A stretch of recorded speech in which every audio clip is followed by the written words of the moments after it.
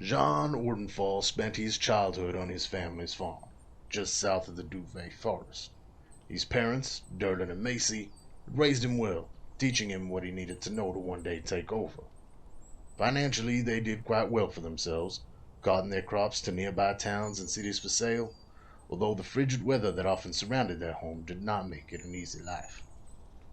As is the case with most youngins living the farm life, John eventually sought to see what else the world had to offer, and so he left in search of what opportunities the neighboring city had for him. It wasn't long before he realized the city life was not his to live. The boy who left, though, had become a man, and the man had met a woman, a blacksmith's daughter by the name of Cerithia. They fell for each other quick, and before they knew it, their love blossomed into a marriage and a son. The son they named Derlin, after Jean's father. Jean eventually returned home to his parents' farm with his family, where they made a life for themselves. A new life for his wife and son, but one all too familiar to Jean. They were happy. That is, until the day vile creatures from beyond the veil made their way into their home. After being driven from his homeland by the insatiable undead that now plague it, Jean seeks out those brave enough to aid him in cleansing his land of the foul fate that befell him and his family, and exacting the vengeance he so eagerly thirsts for. As a child, Celeste Highcrest would never have dreamed of leaving the sheltered life of luxury she had become accustomed to. Born to two noble parents in a land far beyond the Vale, Celeste's childhood had been fraught with expectation. Her father, High Archivist Saran Highcrest, had set high standards for his two children, and the elder of those two elves, Celeste's sister Cressida, had surpassed all of them. Cressida had found her talents at an early age, her nose buried in books, and magic coming to her as easy as breathing. Celeste, however, had struggled in the shadow of her sister's success for as long as she could remember, never quite meeting the expectations of her father, and always the object of his disappointed glances. When the two elves came of age, they sat the entrance exam to join their father at the sanctum, to become mentored under his tutelage and scribe ancient texts in the archives. Cressida, to no one's surprise, had passed the exam with overwhelming success. Celeste, on the other hand, held true to her long-standing tradition of always being second best. It was rare that one should ever choose to leave their homeland, but never being able to escape the constant overshadowing from her sister, Celeste had decided it was finally time to break free of this tradition. For here, she would always be Cressida's sister, never her own person. But if she were to leave, perhaps she could finally forge her own path. She found her way to the dimension door, stepping through for the first time and finding herself in a land strangely familiar, yet unlike anything she had ever experienced.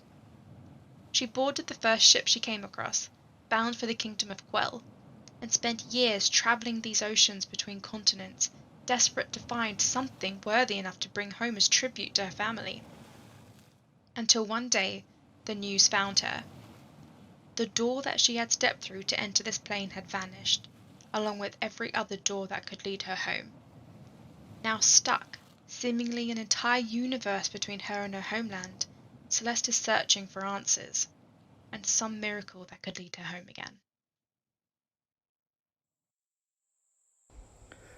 Ingue grew up in an exclusive, reclusive community of druids.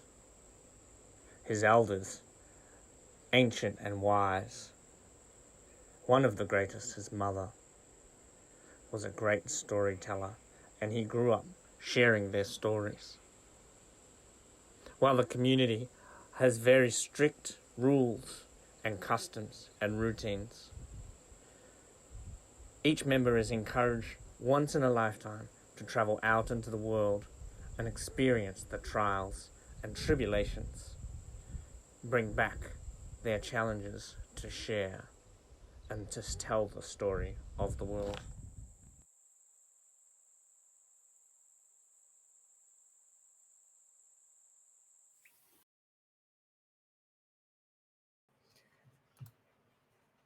Hopefully everyone can hear everything, but for some weird reason my camera didn't want to work, but That's not important. Oh, that's so bad. All good. Hope we're back and everyone can hear us and no one's having a mental breakdown based on Well, just my voice alone. me always. I know, it's just me. Just double checking. If anyone can hear me, sucks to be you. I can remove my level of exhaustion, right? I just saw my character sheet and I have a level of exhaustion. Sure. We had a long rest. Did you not? We didn't get that I far. confirmed last time. I said, can I press the button? Yes. Let me press the You button. All have that a shit long with me, rest. Tom. I will cry. Just checking. It's all good. I'm just gonna check that we actually have everything going as we're supposed to. Let me check on. The Time Doctor says they can hear and see all, so... Amazing. Yeah. Cool. Well, I don't think I have any announcements today, unfortunately. Other than I hope you're all well in this weird world that we live in now. My name is Tom. I'm the producer and dungeon master of Monsters and Mayhem.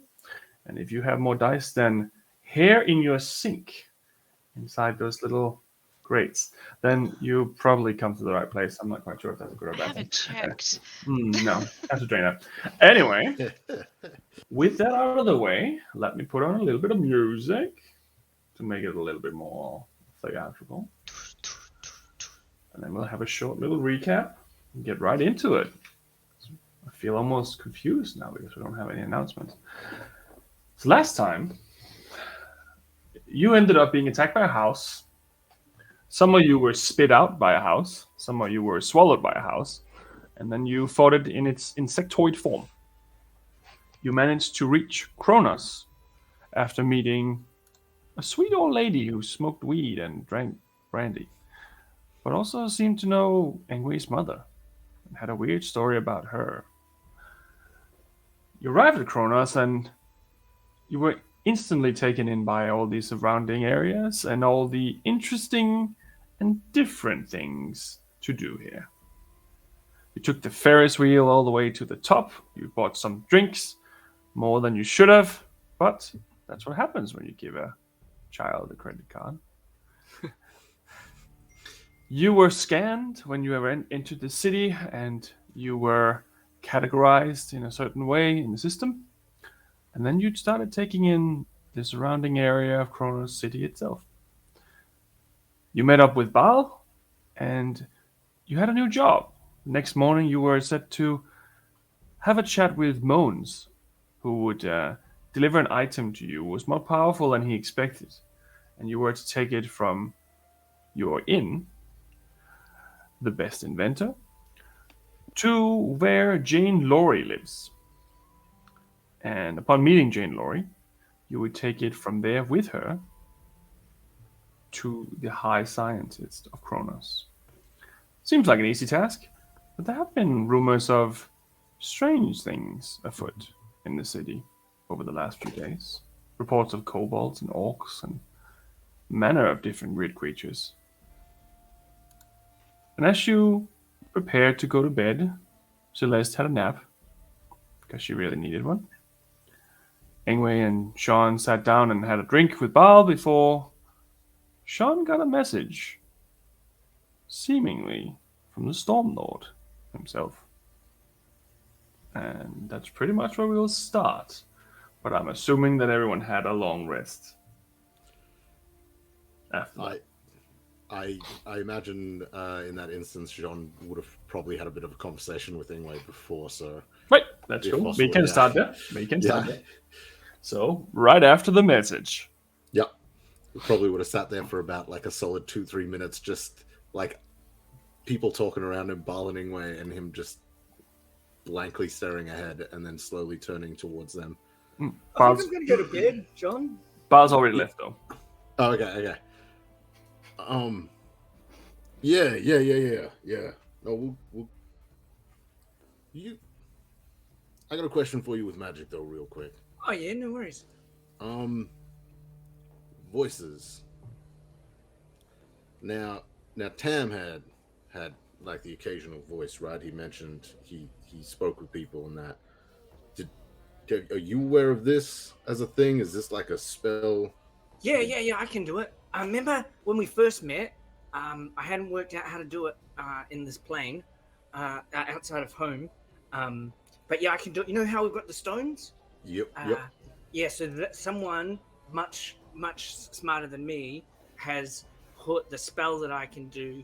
I can probably do it maybe 3 or 4 times a day at the moment. Right. It takes a bit of energy, whereas someone really powerful has put it in these stones, so we just do it all the time. But And it's sort of like that thing you can do now when you go into animal form, right? You can communicate with us in that sense. No, that's different. It's different? Okay. That's not a spell. That's like lots of. That's a thing that creatures develop. So like, yeah, like. Oh, remember how Tam had his Celeste's brother that was. They can like communicate, and that's not a spell. That's like a way of talking. Animals do it with their. Have you ever seen a dog like can communicate with their body language and like? Sure. Yeah, that's like that. Okay.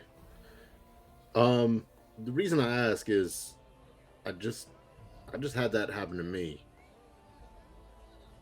Oh, wow. And I didn't recognize the voice.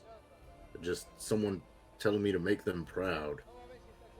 Someone telling you to make them proud. Yeah. Oh wow. I mean, I've been looking around the bar a bit. I don't really know what to look out for in this kind of instance. They call themselves the Storm Lord. They said the Storm Lord. And did it feel like they were being careful with their words? Because if you're doing the spell, then you be careful with your words, because you're like, I can do this, and then I pull out like a wire and do the semantic components of the spell. Yeah, that is the spell. But if they're in this room, and then I look around the room and see if I can see anyone looking at us. Make a perception check. I'm very, very perceptive. That's and rolled a 9. Not really. I mean, there's a few people looking at you, but it's not like they're like, "What's that all about?" It's more like, "Yeah, there's someone over there, whatever." They seem pretty much on the level, to be honest. Some of them are just sitting in the bar drinking and occasionally look at the other guests. And then the second thing is, would I know who the Storm Lord is? Good question. I'd say roll a history check with advantage. With advantage? With advantage. Just because of who the hell he is. I am not very good at history and rolled a 19. Oh, that's pretty good, though. That's pretty good, though. Yeah, you know who the Storm Lord is. You don't know the specifics necessarily because you haven't really dealt that much with gods and stuff in that sense.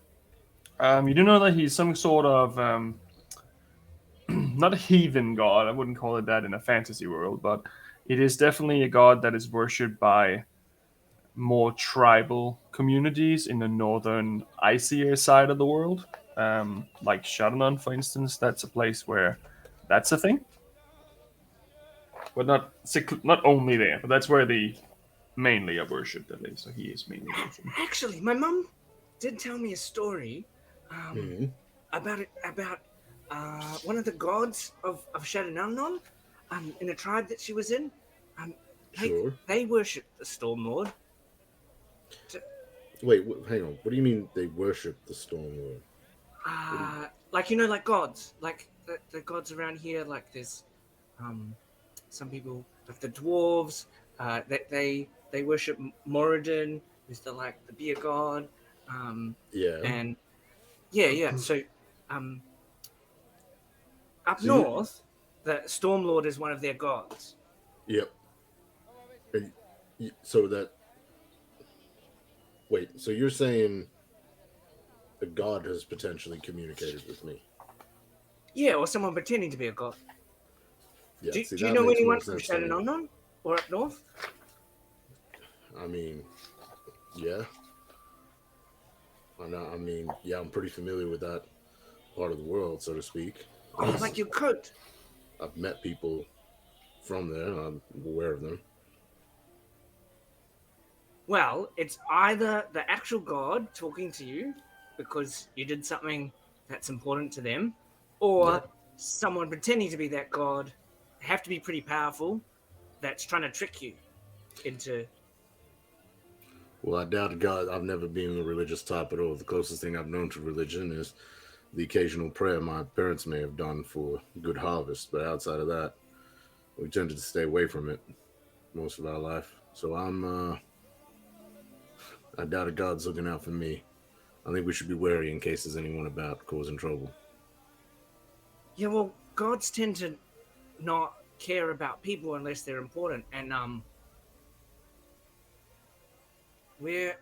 think we're now important. So might be less to do with your worship and more to do with woohoo. Shit.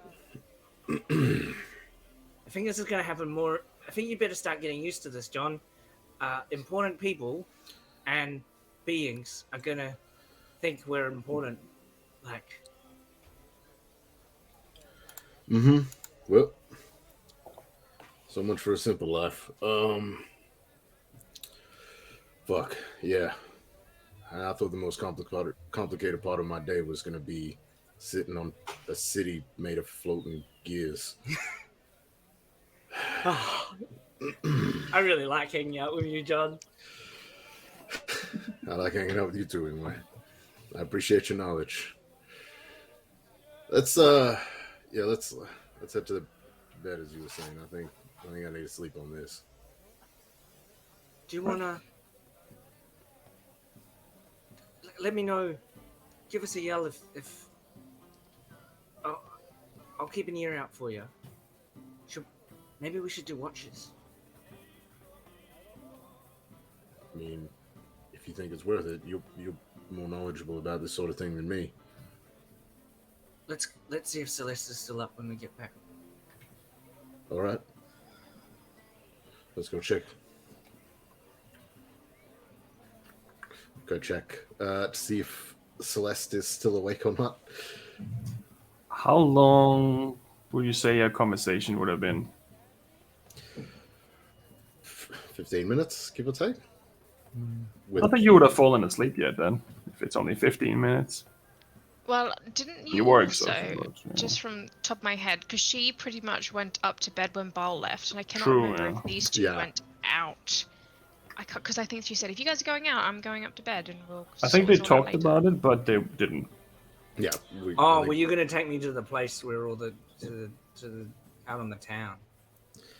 I think there was potential for that, but I think because of the time. And we got a I don't know job. if we, yeah. Celeste was like, I'm so tired. My feet hurt. I'll be Going there, to yeah. bed. Yes. Fair enough. Yeah, so we'd probably just go light knock on the door, I guess, and just see if there's any response. Well, if she's tired, maybe we'll do the opposite of what we usually do, and you get some sleep, and then I'll wake you up, and then if you wake Celeste up in the morning, and you get some more sleep in the morning. Yeah, I mean, I don't think she's a morning person, but we could definitely give it a try. All right.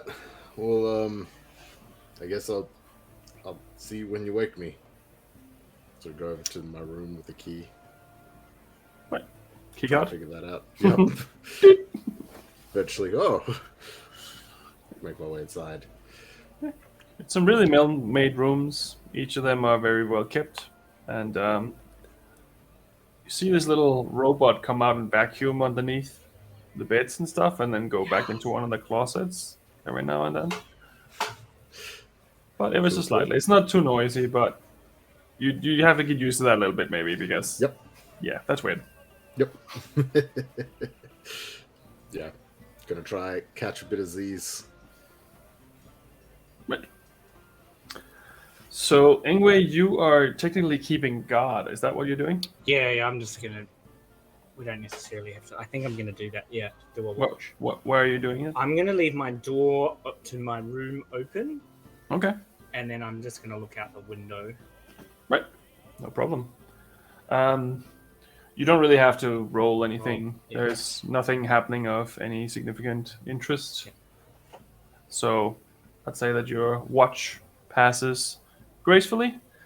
And at the end of your watch, you realize one of these boxes in your room has a minibar. And there's a little slot next to each of the things you can get from there where you put in, looks like you put in coins. And then you can grab stuff. Like minibar include anyway. Won't drink alcohol. There's not just But, alcohol. like, There's like chocolates chocolates and and nuts and Yeah. Okay. some meats and whatever. Yeah. Definitely gonna burn. Like, is it like a gold piece per thing? Yeah. Some of them are a Yeah. little bit more than one, but it depends on which one you pick. There's some really nice cheese. Oh, is there anything that looks magical? Not really, no. Or It's more like mechanical? it's edible stuff. Yeah. So I'm gonna burn. Like, I'll burn. Oh, I'm still worried about getting money because I think that's important. He's very intelligent and wise. He's just new to this place, so I'm gonna get like the cheapest things. I wanna work my way up from the bottom, and I'll buy like the cheapest thing just to see how the machine works. Right. So you put in a few coins here and there. You get a little toy soldier, and there's a little bit of some packs of nuts. And the more expensive part, you know this from Woolies, avocados. And you get an avocado and some bananas. And it's not like the small end stuff. And you notice that every time you get something, it replenishes by itself. Yeah, cool. So it's never empty. Yeah. But And I'm definitely I definitely ritual cast have detect magic up. yeah, So I that mean, I the can see if thing it's itself magical. is magic. But, It is magic, not mechanical. It's not like some like weird. well, that's the tricky part about Yeah. like Dungeons and Dragons, because Yeah. technically a lot of the artificial things is magical. Something like this, I would say, it is magical in the sense that it replenishes automatically. Yeah. Where it replenishes from, that's a Yeah, good question. Yeah, cool, But cool. it is mechanical and magical. Magical. Yeah, sweet. Yeah. And the other thing is I've got like my little thing from home that I'm supposed to be rubbing and checking Yes. out. So I'll do that. Correct.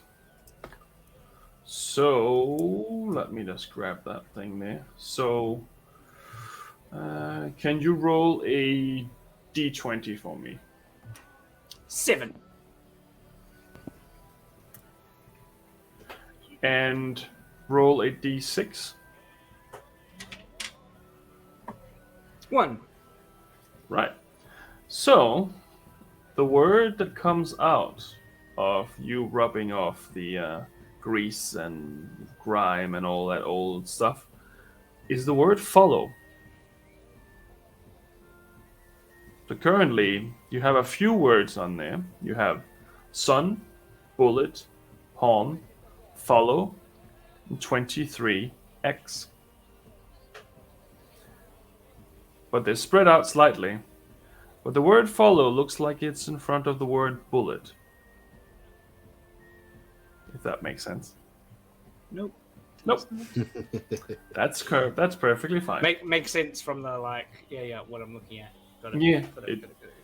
Yeah, you have two words that are starting to line up, but other than that, the rest of it just looks a little bit like just random weirdness. Cool. Cool. Oh, good. Yeah. Okay. So I'll knock on the door. I'll knock on John's door and say, "Yeah, it's been 4 hours, mate. Don't let the house eat me.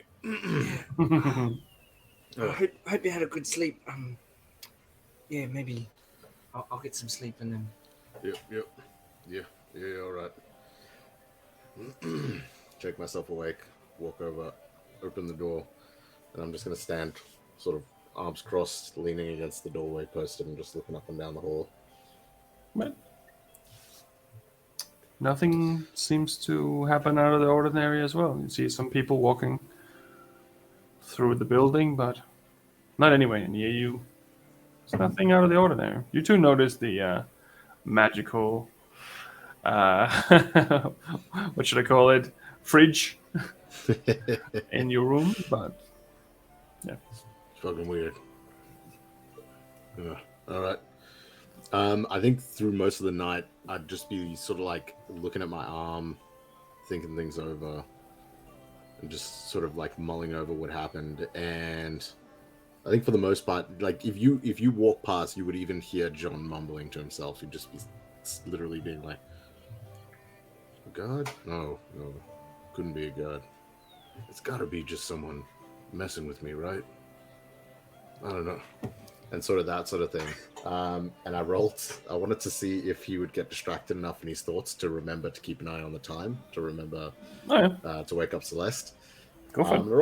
I rolled a 4, so I would say he probably gets caught up in his thoughts. Or and would probably only realize once he sees the cresting of the sun starting to come up. So I'm happy to not take a long rest. That's fair. To miss a long rest if needed. I mean, you weren't exhausted to begin with. Yeah. So technically, and you got most of this by standing still and stuff. I'll say I'll let you just pretend like you had a long rest, even though you were technically standing guard. I'd say that you're not physically actively doing anything that would obstruct you in this specific scenario. Okay, are you sure? I'm happy to. No, that's fine. But yeah. That's fine. Okay. It's just a flavor thing. That's cool. That's fine. Yeah. Cool.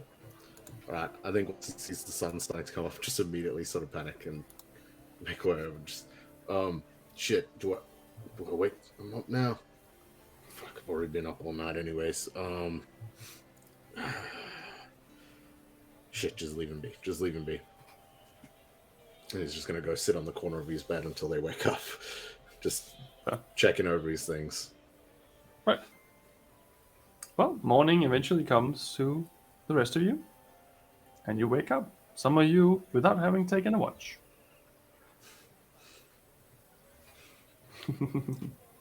So, just quickly, would you mind describing the layout of the room that Celeste is in? Sure. So there is this wonderful, beautiful bed, which is in the center of the room. On one side, you have your magical fridge. On the other side, you have like a nightstand with a little lamp, and that's an electrical lamp. In front of you, you have a bathroom with 2 doors, right and left, and there's like a wall in front of the bed, and on the other side, there's the bathroom with a little sink and such. There's no bath, but there's facilities to wash yourself. There's some paintings in there, some of them are of great inventors throughout the time. One of them catches your eye as a little odd. It looks like almost a fox-like humanoid creature in a very, almost like an admiral kind of outfit, who seems to be praised in this image as a great inventor. And a little footnote, it says, Finian, the greatest inventor of all. Okay.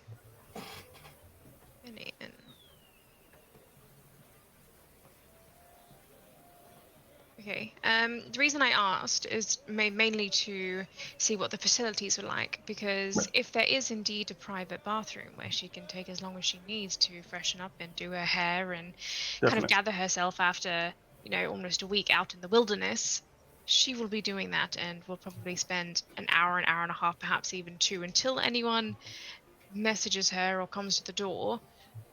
Just spending time in front of a mirror. No problem, you can definitely do that. You have a washroom, so I'm guessing that in medieval settings it would typically just be a large sink with some cloths and some soap, but it works. She would change her outfit into more like city wear than her usual traveling gear. So, really clean behind the ears, washing her hair in the basin, just washing off all traces of mud and grime and muck. Slime, yeah. Yes. Well, she didn't really get that close, except for the one that dropped True. in her face. True. So that is her morning routine until, if it's like say like 7 a.m. she would be up there until like 9, I'd say, before coming down. You also only need 4 hours of sleep. So there is also that. Yeah, she only needs 4 hours of sleep, but she would prefer 12. True, she'll have 12. Yeah. she Well needs said. yes. All good. So anyway, you would probably wake up, like at your normal hour, let's say. And I'm not sure, Sean, you stayed up all night, so you would be awake too then, I guess. Yeah. I just literally sort of sitting there listening out for one of their voices or watching to see if one of them sort of walk by the door or anything like that. Or until I start to think, you know what, it's starting to get a bit late. Maybe I should go fucking get them. Yeah, Ingue would get up and would look out the window. Like, he'd be just fascinated. He'd just be like, look at the city! And just like, until he's called. Because he's also just spent 5 gold on like nuts and bananas. And he said, he'll be here all day. Like, He's nesting. look at that! Oh, wow! Cool. All good. No problem. Yeah. If that's the case, then yeah, probably by about like 8:30ish, I think Sean would be like, "All right, we got work to do. Hang on, let me." And he'd stand up and start walking by and knock on Ingwe's door. Hello? Ingwe, yeah, Ingwe, it's me. Come in. Hey. Just making sure everyone's up and ready to go for the day. Oh yeah, what time did we have to meet? What's it? Oh, can we go exploring before the job? Have you seen this city? It's amazing. It moved like, oh, wow. Yeah. I mean, if we got time, I got no quarrels with that. Let me go get Celeste. Make my way over to Celeste's room. Celeste. Morning, Jean. Morning. Just letting you know, myself and Ingwe up. We're getting ready. I don't know. We're thinking if we got time beforehand to check out the city before heading out to wherever we got to meet these people. Did we actually agree on a time that we needed to meet them? She's speaking through the door, by the way. She hasn't opened the door. Yeah. She's probably standing there naked in front of the mirror. I don't think so. Not a specific time. I think we just got to go at some point during the day. So You were told. what? The one note I did not take. Maybe they did mention a time. Do I remember what time was mentioned? 10 in the morning in this bar. Okay. Oh, right. Okay. And Moans would come around and give you the package. Yeah, I don't seem to remember, but They said around 10 that some fellow would appear, and then we set off on our way. oh shit. All right, so we won't have much time to check out things if we need to. All right, well, we'll meet you downstairs, or over in the bar area, I guess. We'll grab a little Could you food order before. me a coffee if you're going down? I'll be down in about 10. Sure. Yeah. Right, thank you. Tom, looking out the window, did I notice any holy places? Did I see any? Have I noticed temples, even that had been nearby? Because I would have remembered definitely that it was 10 a.m. that we were off to, so we don't have a day to play. But is there like somewhere that I can pop off to that is a temple? I'd say, are you trying to go out and find one, or are you trying to memorize one you might have seen? No, I want to go and get some holy water. Right. I would say make a perception check. 14. 15. Not a single one. No temples. Okay. Not a single place designated for any type of deity or holy person. City of Science. There is an academy and a high council and all that stuff. There's even a casino, but there's no temples and no religion visible. What about local? Okay. Can't do it. That's all right. Ooh, Sorry. that's all right. That's why these spells have components to limit their. Oh yeah, okay, yeah. I mean, yeah. There's not a place that you can see at least. Well, I'm also not a holy character, No, so it wouldn't no. just be something that I have. I think I'd need to actively get it. The other option is iron shavings, which I'm also not keen on having. So Right. Fair enough. But you have a morning stroll, and you notice that the city is full of people this morning, and again, you can hear the sound of people trying to sell their weird inventions, hair trimmers, which also function as like potato peelers, or boots that clean themselves, but sometimes malfunction. Lots of different interesting inventions. Some more questionable than others. But it's starting to just sound like a normal city. People trying to sell goods, even though they are landlord.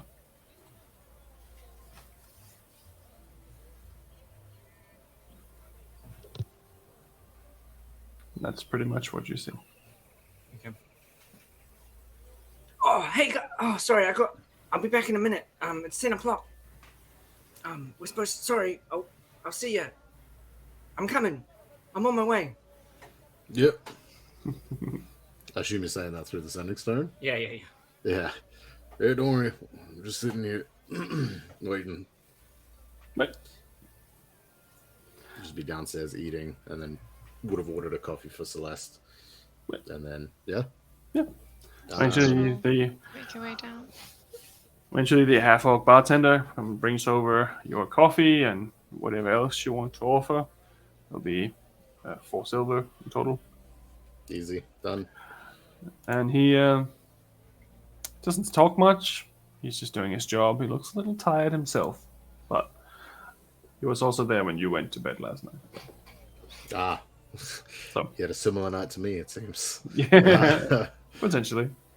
I'd if I know he's been there the whole night, I'll give him an extra silver. Okay. And I'll reply, thank you, in orc. Okay. Yeah, in orc. Okay. Yeah. He stops when you talk orcish to him, and he's like, "Yeah, thank you so much, then, mate. Hey, yeah." And he walks off. And he responds in common. He doesn't respond in orcish. Yeah. But, oh, long night. Hope his day's gonna be better. And because it would have been about an hour or so before 10 a.m., right, when Ingue would have been running back. yeah, we can say that. In that time, Jean probably would have turned to Celeste and mentioned last night, basically just been like, while we're waiting, bit of a weird night last night. Was it? Yeah. So you went to bed, and Ingue and I stayed up a little bit, as you know. We were just having a bit of a chat, and I had a voice appear in my head. Yeah, so I thought I'd mention it to Ingue, and he described a couple possibilities and how this works. And upon mentioning the individual who they claim to be, Ingue was saying that was the name of a god. God spoke to you. Look, I still think it's more likely someone's messing with me. You see, I'm confused and definitely not part of this town, and they're fucking with me. But What did they say? they said they wanted me to make them proud. Like, they claim to be the Storm Lord. DM, would I know of the Storm Lord? You would definitely know of the Stormlord. Did they mention your name, Jean? Ooh, I'm gonna remember word for word. Yes, they did. Yeah. Yeah. Yeah, they said. Shit. Yeah, they said Jean Ordenfall. They said my full goddamn name. So I don't think that's random. You know, gods have been known to contact individuals they see potential in, you know. Perhaps this is a calling of sorts, which is rather exciting. I mean, exciting is definitely a word for it. Shit. What the fuck does a god want with me? What do you mean, Sean? You're very strong and tough and, you know, you have all sorts of potential, I'm sure. Very kind of you. I still don't see what the hell the god's gonna get out of me. I'm just a simple farmer from the north. I'm pretty sure that nearly all heroes start out as simple, in one way or the other. It's your actions that make you great, not your heritage or your beginnings. Fuck it. Goddamn. No, you can't say that now, Sean. I'm just joking. Oh, scared me for a moment. Shit, this I mean, Tam would have been the ideal person to ask questions about this, I guess. Oh, because of his minglings. I mean, yeah, it's something kind of like this, right? I didn't fully understand it even when he was explaining it to me. From what I understood it, I mean, he was kind of talking with someone with them powers up. Yes and no. Not, you know, same but different. What Tam did was an exchange. What I've seen gods do in their followers is more of a gift, rather than them expecting something in return. But it's just been one message. For all you know, they could just go, oh, I like what you're doing. I'm going to keep an eye on you. And then you'll never hear from them again because they think, oh, useless. Sure, yeah, I guess that could be the case. Like a drunk, I don't know, like some sort of message while drunk. It feels like it's like a bad idea. They didn't mean to do it. And Wake up in the morning and they're like, oh, now Jean's going to think that I like him or something. Yeah. Just fucking stares at the table for the next who knows how long. Should I reach over and like place her hands like over his? Just go, Jean, this isn't something you need to worry about. If anything happens again, let us know.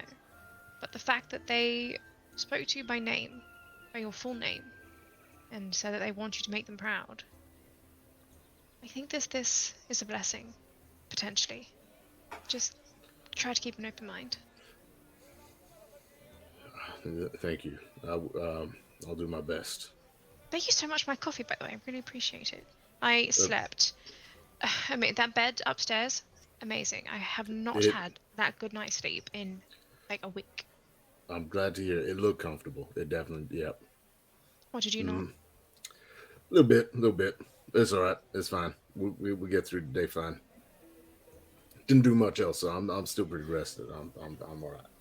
Where's Ingue this morning, by the way? I think he ran off. I didn't want to go check things out. Should be back any minute now. I feel like we should tie like a bell around his neck. At the threshold, when I'm about 60 feet away, I'll stop and I will say, Mr. John, this is your conscience. I'm proud of you. Do I recognize Ingwe's voice? Or? And no, so it's telepathic. So yeah, there'd be well, you probably recognize it from when I talked as a wolf. Yeah, that sort of thing. And then I'm going to then just repeat the message in like various languages. I'm gonna like, Mr. John, you're a good man. I'm proud. It's happening again, Celeste. It's happening again. What? There's some sort of voice coming through. Although it kind of reminds me of Ingwe's when he's an animal. Celeste's going to like look around. See if she can see Ingue's face or hair anywhere. I guess he's outside though.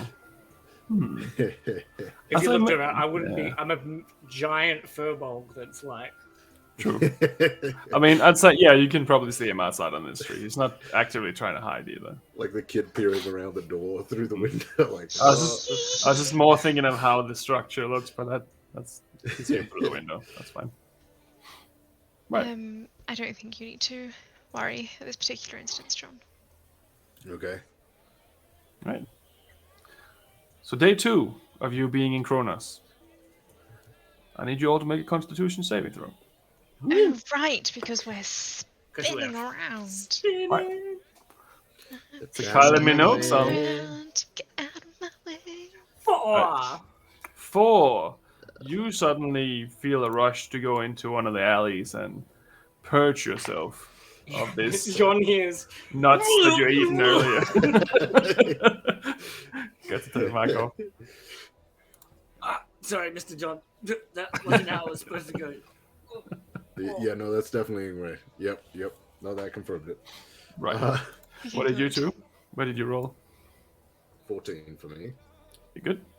And Celeste? 16 for Celeste. You're perfectly fine. You're getting used to this. You can feel it's there, but it doesn't really affect you. But it's unpleasant,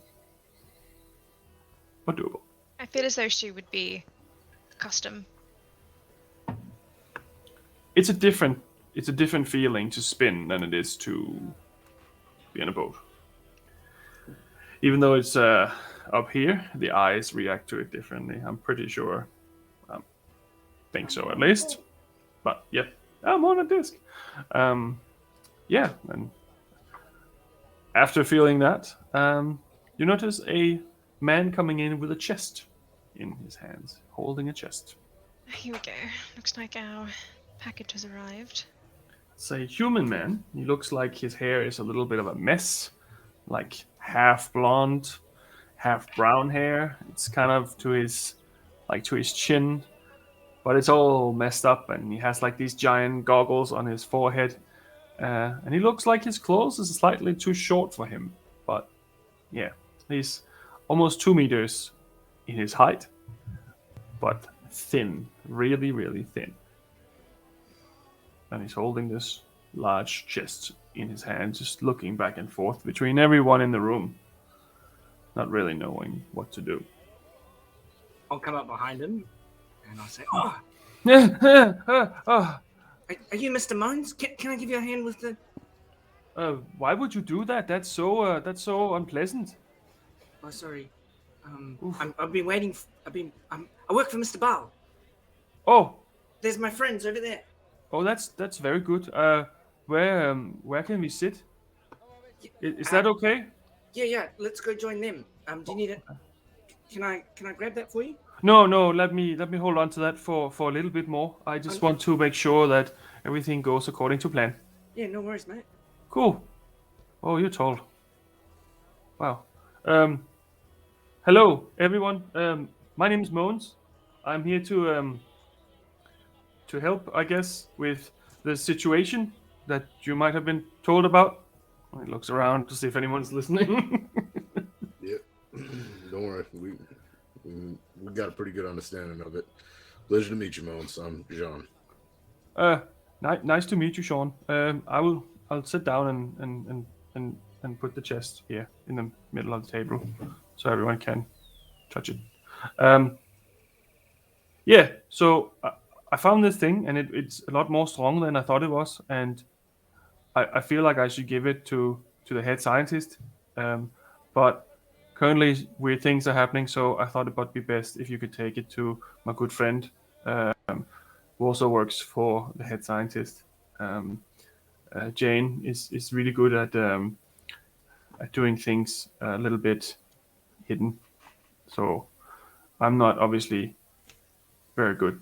I'm sticking out a little bit like a sore thumb. Yes. Do other people want it? Are people trying to steal it or something? Yeah, so this is actually a very powerful artifact. It's a part of 3. The original artifact is called the Dream Weaver. It's I fell over this by accident. I didn't know what it was. I thought it was something else, but it actually is part of of 3 pieces of a very powerful artifact, which um, hypothetically can have people enter other people's dreams and make them real, which can be very dangerous. So this is obviously an artifact that's several thousand years old, and I I don't want to be around it too much. I have a feeling that it's not a bad idea to get away from this thing. But yes, in the right hands it's good, in the wrong hands it's bad. Sounds like it. This specific piece I have identified to be called the voil, which is it's the frame of the dream catcher. It's a dream catcher type thing. This is the frame. There's other pieces out there, supposedly 2 more. But yes, that's all I know for now. I just didn't want to touch it anymore. What happens when you touch it? Nothing at the moment. I just feel like this powerful magic might have side effects if you play around with it too much when you don't know what you're doing. Most of the magic that I touch is fairly new compared to this, and I think that this is a little bit out of my league. I make toys. I don't make crazy artifacts that can make you kill someone in their dreams. Sorry, could you just repeat how to spell that part of what the artifact? VOIL. Voil. Oil. Right, thank you.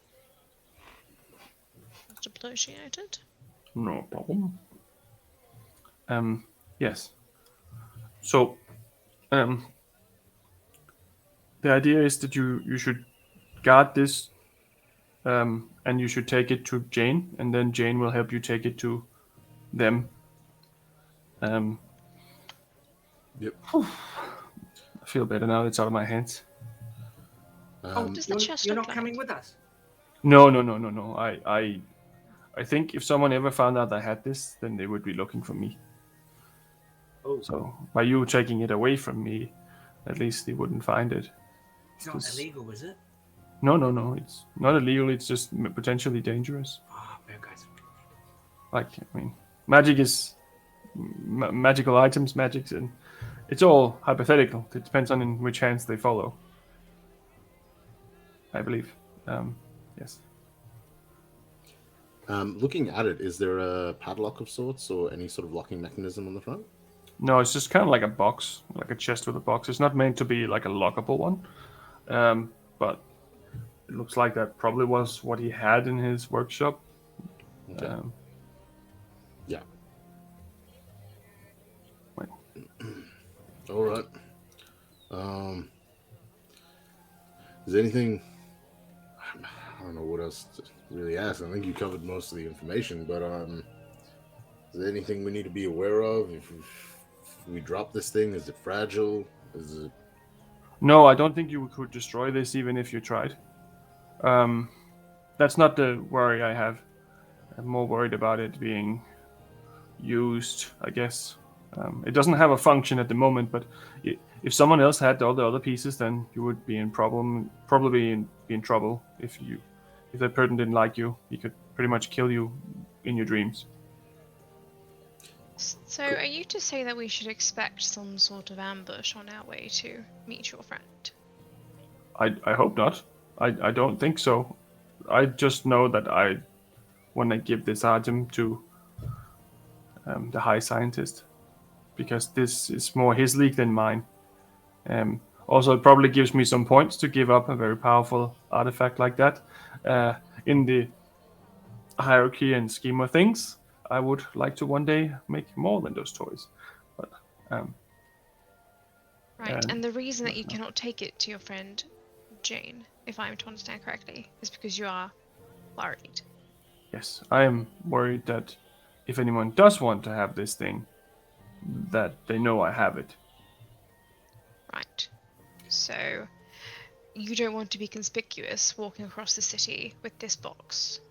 No, I feel like 3 individuals carrying a box, or 4 with Jane, would probably be better than me walking around with a chest in my hands. Also, it seems like you might be able to actually fight something off if you were to be attacked, where I probably would just cry. So we're not to be expecting an ambush, but we are to be prepared for one. Is that what you're insinuating? I guess so. It's not...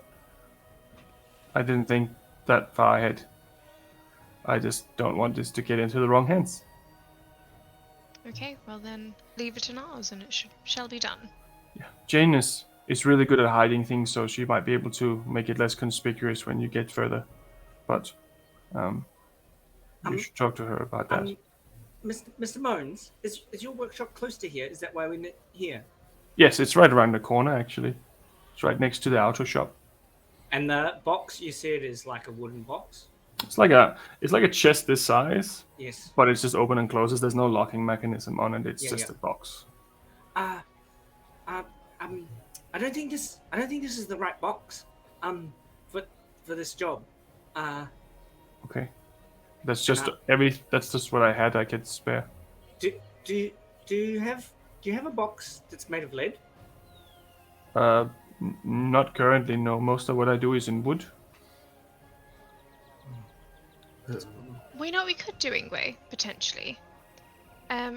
Thinking on your part, what if we put it in the tent and then just carried the tent? In the pocket?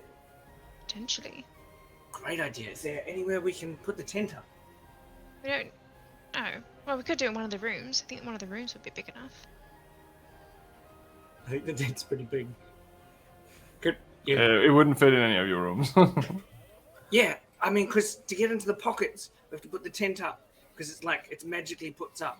Like, we can't just... If it was like a normal tent, we could unfold it and find the pocket and stick it in. Because that would work. Yeah. Because I can find this. I'd see, and I'll rummage and pull out a forked twig and be like, I don't want to do it. I don't want to do it now. But if we lose the thing, I can find it with this twig. It'll show me where it is. And someone else could do that too. And I could also, if we're worried, although I could make the box look like something else, but it's not going to stop anyone from still taking it or being able to detect it. I mean, I think this is about as inconspicuous an item. Just a run-of-the-mill chest. I'm sure there's many people out there carrying things like that, especially with all those salesmen trying to hawk off their shit. I'm sure they use these sorts of things to carry a lot of them. But, I mean, the tent idea is not bad at all. The only problem is we'd have to find somewhere which wouldn't draw attention from setting it up. I mean, if we walk outside right at the front of this place, make enough space, suddenly we're popping up a magic tent. Well, how big is the tent? Size of a small house. Oh, so it's massive. I thought it was like a 3-person sleeping tent. I didn't You realise could it was a probably- Harry Potter, You could probably fit Quidditch 10 tournament people in there, Weasley's maybe tent. more. Right, okay, I'm thinking No, it's pretty big. 3 per... Oh, right, it's like a Weasley tent. I'll Okay, pop myself. Sorry. right. Also, there is one note. The tent does not eject until it is inside the soil. So that's to actively be. Oh, so we stuck wouldn't be into able to the put it ground. up. Yeah. You can't actually, most likely cannot actually open it in here. Oh. You have to look for some sort of veggie patch on this floating fucking disc of metal. Well, the only thing that I can do is make the box look like something else. But other than that, I can't really. I don't think that helps. I mean, it already looks like something else. Yes. So. But you know what we could do later? Let's go see the Jane lady, and then I could carry it and be a horse, and then Mr. John could ride me, and that would be pretty safe. Are there many horses up here? I just don't want to draw attention if a horse is an uncommon thing on these paths. You haven't seen a lot of horses. You've seen a mule here and there, smaller creatures like lizards carrying stuff for some inventors or such, but not really horses. Okay, and not like giraffes and lions, and like there's just not a lot of animals here. No, like this a is more of mechanical- a glass and metal kind of place. Yes. Okay. Turn into a clockwork horse. Well, you probably could find that if you had some time in here, but Giant mechanical spiders. are you reading my notes, John? Well, I think perhaps that, Ingue, you are quite, astute in terms of being able to observe surroundings. Jean, how are you with, picking up minute details? Yeah, no, I'm considered pretty observant. Yeah, especially if I'm specifically looking out for something. Right.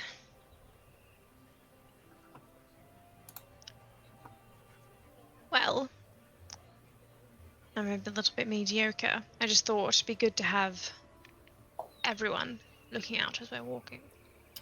Sure. Especially Ingue. Potentially, if Ingue leads the way, I think he'd be able to keep a good eye and kind of notice anything that's off as we're walking. If he thinks, oh, right here, this could be somewhere that these people might be jumping out at us or something like that, we could then deviate. Yeah. So, I like it. I agree. Who would carry the box in that situation? Imagine whoever would put it in the middle, right? I think Mr. John, I should carry the box. Because I mean I'm not very strong, but I'm quite large, so this box isn't. And also, if I turn into an animal, like if you say run away, I can take the box with me and run away.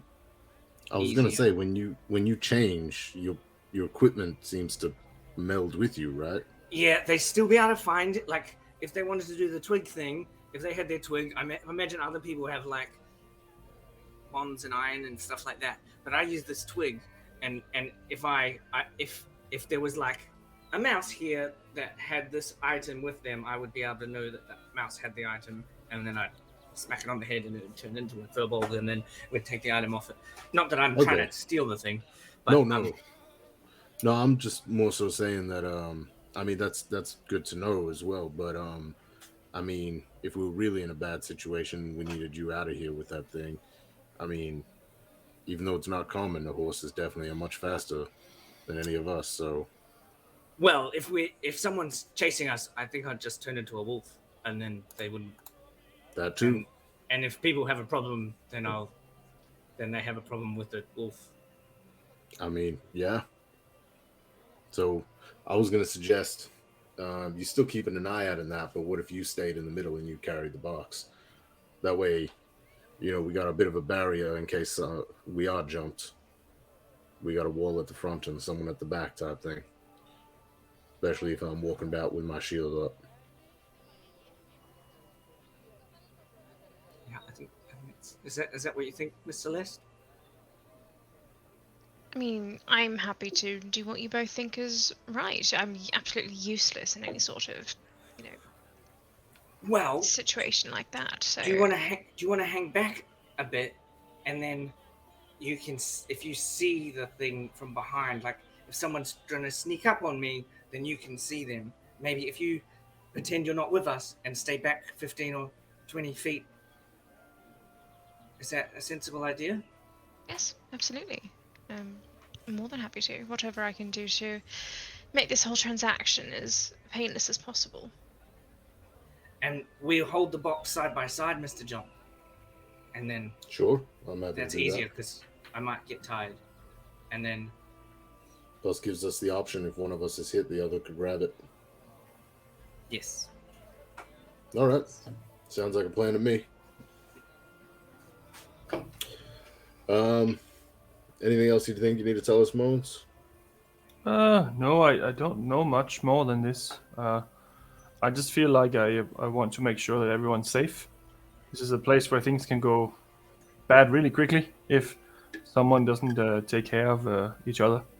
And I would obviously like the favor of the high scientist, but I'm thinking more of people's lives in this case. This is really dangerous. It's out of my league. I don't even know what I'm looking at here. I just know that this is what it does or can do. Understood. Well, I appreciate you bringing it on over. I think it's best we probably start heading, otherwise Right. we're going to be losing some hours. So, you're taking it to Jane, and she lives in the second spin on Carburetor Avenue 15. All right. It's around the middle, if that helps. Makes it a little easier when everything's going. And if you have any motion sickness or anything like that, you might have something for that too. Yes. That can sometimes help. Can be, especially for newcomers, can be problematic. Sounds good. Just to confirm that address, sorry. I thought I had it written down already, but apparently not.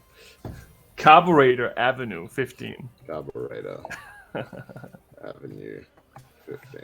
Okay. And that is on the second spin. Second. Yeah. Which Cool. in map relations is the big one to the left. Okay. Cool. But not the biggest one. The 8 spins are the smaller ones where everyone lives, and 2 of them are larger than the others, and she lives in the first large one to the left. If that makes Gotcha. sense. Okay. Yep. Cool. I sent you a map last week as well, in case you need to reference it for whatever reason. Yeah. Sweet. Right. Well, thank you very much. I'm gonna go and have some milk. He goes and sits in the bar and orders a glass of milk. All right. Shall we head out as discussed? No time like the present. I don't think we're, losing anything by staying here. And she'll lean over and down the last of her coffee and stand up. Right. All right. Head on out. Start heading in that direction. Best we can figure out, I guess. Right. So that's the beauty of the city, is that you can almost walk in a straight line as long as you keep track of how it spins. As you enter the street, it's full of people who are doing their normal day-to-day jobs and doing normal small tasks. People are getting their shoe shined. There's some people who are having like little mobile bakeries where they have a tiny little oven for one bun, and then they bake one bun at a time and they sell that. And there's a lot of little merchants here and there. It seems like a bright day. It's pretty sunny. It's not overcast. It seems like a pretty good day.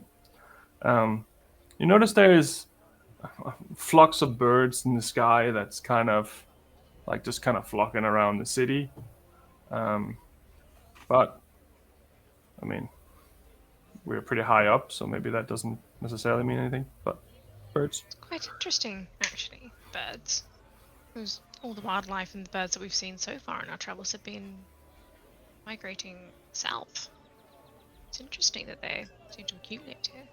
Correct. This is the first time you've seen any winged creatures stay. It's not some fucking autonomous birds like everything else in this town, is it? That is quite interesting, actually, Jean. Let me pay attention to them for a little while. Oh, okay. Do they look like actual birds? Can make a perception check. Can I do it too if I pull out my spyglass? I want to whip it True. out. You can do and that. get a really good close-up look. Sean's Wow. keeping an eye on the road, and I'm actually occasionally, every now and then, just pulling people in, just, oh, yep, watch out there. Right. Oh, Mr. Lesson, we're supposed to watch. No, the birds. What did you get, Ingue? 13. It's hard to say. It's pretty far away. It looks like birds. Can't really see which type. And Celeste? 21. That is not fucking birds. What do you mean? What are they? That are imps. And I'm going to say that very quietly and quickly to the boys. Those are not birds. Those are the same creatures that attacked us in Valentina's library. Fucking what? Those are the same creatures that attacked us in Valentina's library. And I'm going to hold out my spyglass to Ingue and gesture for him to look up. Puts it the wrong way. It's very small now. Where'd they go? Those are the same creatures. We've only just stepped out, right? We just got out on the street, and they're kind of engulfing pretty much the whole city, but they're like really far up in the air. That's why it's so hard to see them, but they are definitely there, and they are circling the city. These are devilish creatures. Yeah. That was like the freaking thing that burst out, right? Shot out of the Smashed through sky. the window. Sean's just gonna look around for someone nearby and just give him a bit of like a smack on the shoulder and just, hey. Hey! Watch sorry, it, old man. What you doing? Jesus. I'm asking a question. What? Just so. What is the. What? Just look up. What the fuck are those? Those usual around here? It's like birds to me. Yeah. Okay. Are birds normal around here? What? We're in the sky. Yes, there's birds from time to time. I don't know. I maybe thought we were so high they flew under us or something. I'm just checking. I don't know the aerodynamics of a bird or their migration habits. All right. Doesn't matter. Thank you. Jesus Christ. Can't be alone for 5 fucking minutes. Watch it. Yeah, he was no help. Should we alert one of those patrolling guards? Do you think it's worth it? I think at minimum we gotta keep a lower profile. Maybe try to stick to the shadows out of the light, just in case they are here for us as opposed to that thing. Oh, Sean, I have never seen quite as many coincidences in the time that I've been with you and you, Ingue. This whole group. Never had this many coincidences happen to me in my life. That's saying something. Yeah. Me neither, and that's not. Yeah, I barely had coincidences in my life. So yeah, agreed. Sean's gonna pull up his hood and like pull it all the way forward at the front type thing. And keep his head a bit low as we continue. Or whatever we do next, yeah. Right. So how are you proceeding from here? She's going to put her cloak up as well. Right. So you're going for a stealthy approach through the city? What about Ingue? So.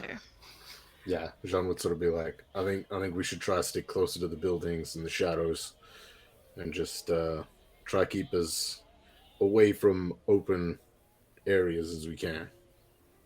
Right. Sure.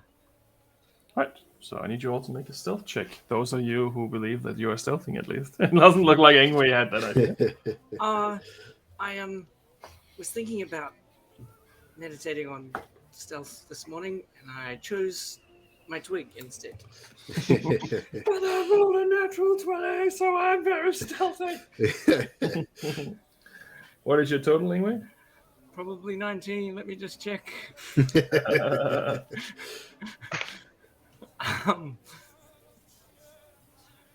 19 stealth. All right. And Celeste? So, hang on. You rolled a natural 20, but you have a negative... 1. I'm a massive furball that's very clumsy. Well, I rolled a 15 for a 20. Okay, that's the other way around. Okay. And Sean? The one who suggested stealth got an 8. 8. Rightio. That's not too bad, I guess. All good. All good. Right. So what is the general approach now that you're stealthed? Or believe you are, at least? I think we are still holding the box.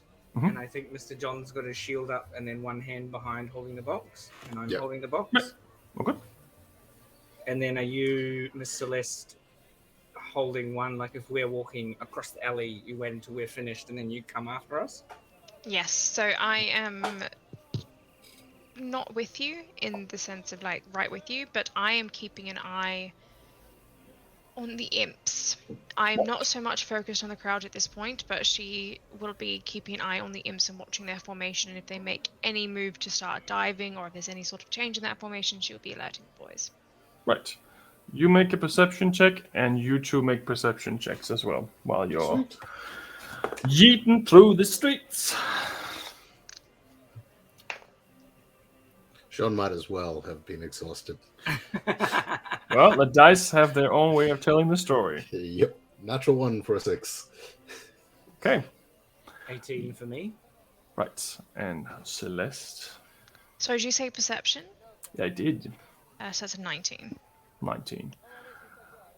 As you walk, they don't seem to be doing anything different other than just swirling around in the city upper sphere. They're not like descending or ascending. They don't seem to be swirling around anything in particular, but they are just in the vicinity. Sean, you don't really notice much. You're too busy just keeping an eye on this fucking box. Mm-hmm. And Ingue, you don't notice... you don't see anything in particular so much as what you hear. Here, you hear a man talking about him and his dream. And he stands up on a box. And you see him as well. You're walking past him. He stands up on a box. And he says, I have been proclaimed to be the next in line for the kingdom's crown. And as he says this, another man says, no, I was told this in my dream by the king himself. I was gonna be the king. And another one objects, and another one, and this woman says, no, I was gonna be the queen. And I'm not marrying this guy. It seems like there's a little bit of a general uproar between these individuals who turns into a little bit of a shoving match about who's going to be the next king. But other than that, nothing seems to transpire. And you pass on. You get to the second spin. And there seems to be not similar situations occurring, but it seems to be general unrest in the sense of loud discussions between individuals about their dreams. Some say that another person has done something that he's claimed he hasn't done. Some say that you did this in the dream, so I can't trust you now. It seems like there's a general consensus that something weird is definitely going on in this city at the moment. Everyone seems to have their own opinion on what. But you march on. There is no obstruction, just general confusion. Eventually, you arrive on Carburetor Avenue 15, and you see this little shack made of metal. It's made of tin-colored metal, and there's a little bit of a structure around it that's almost not like a spider holding something, but it's more like a tribal tent, but made of metal.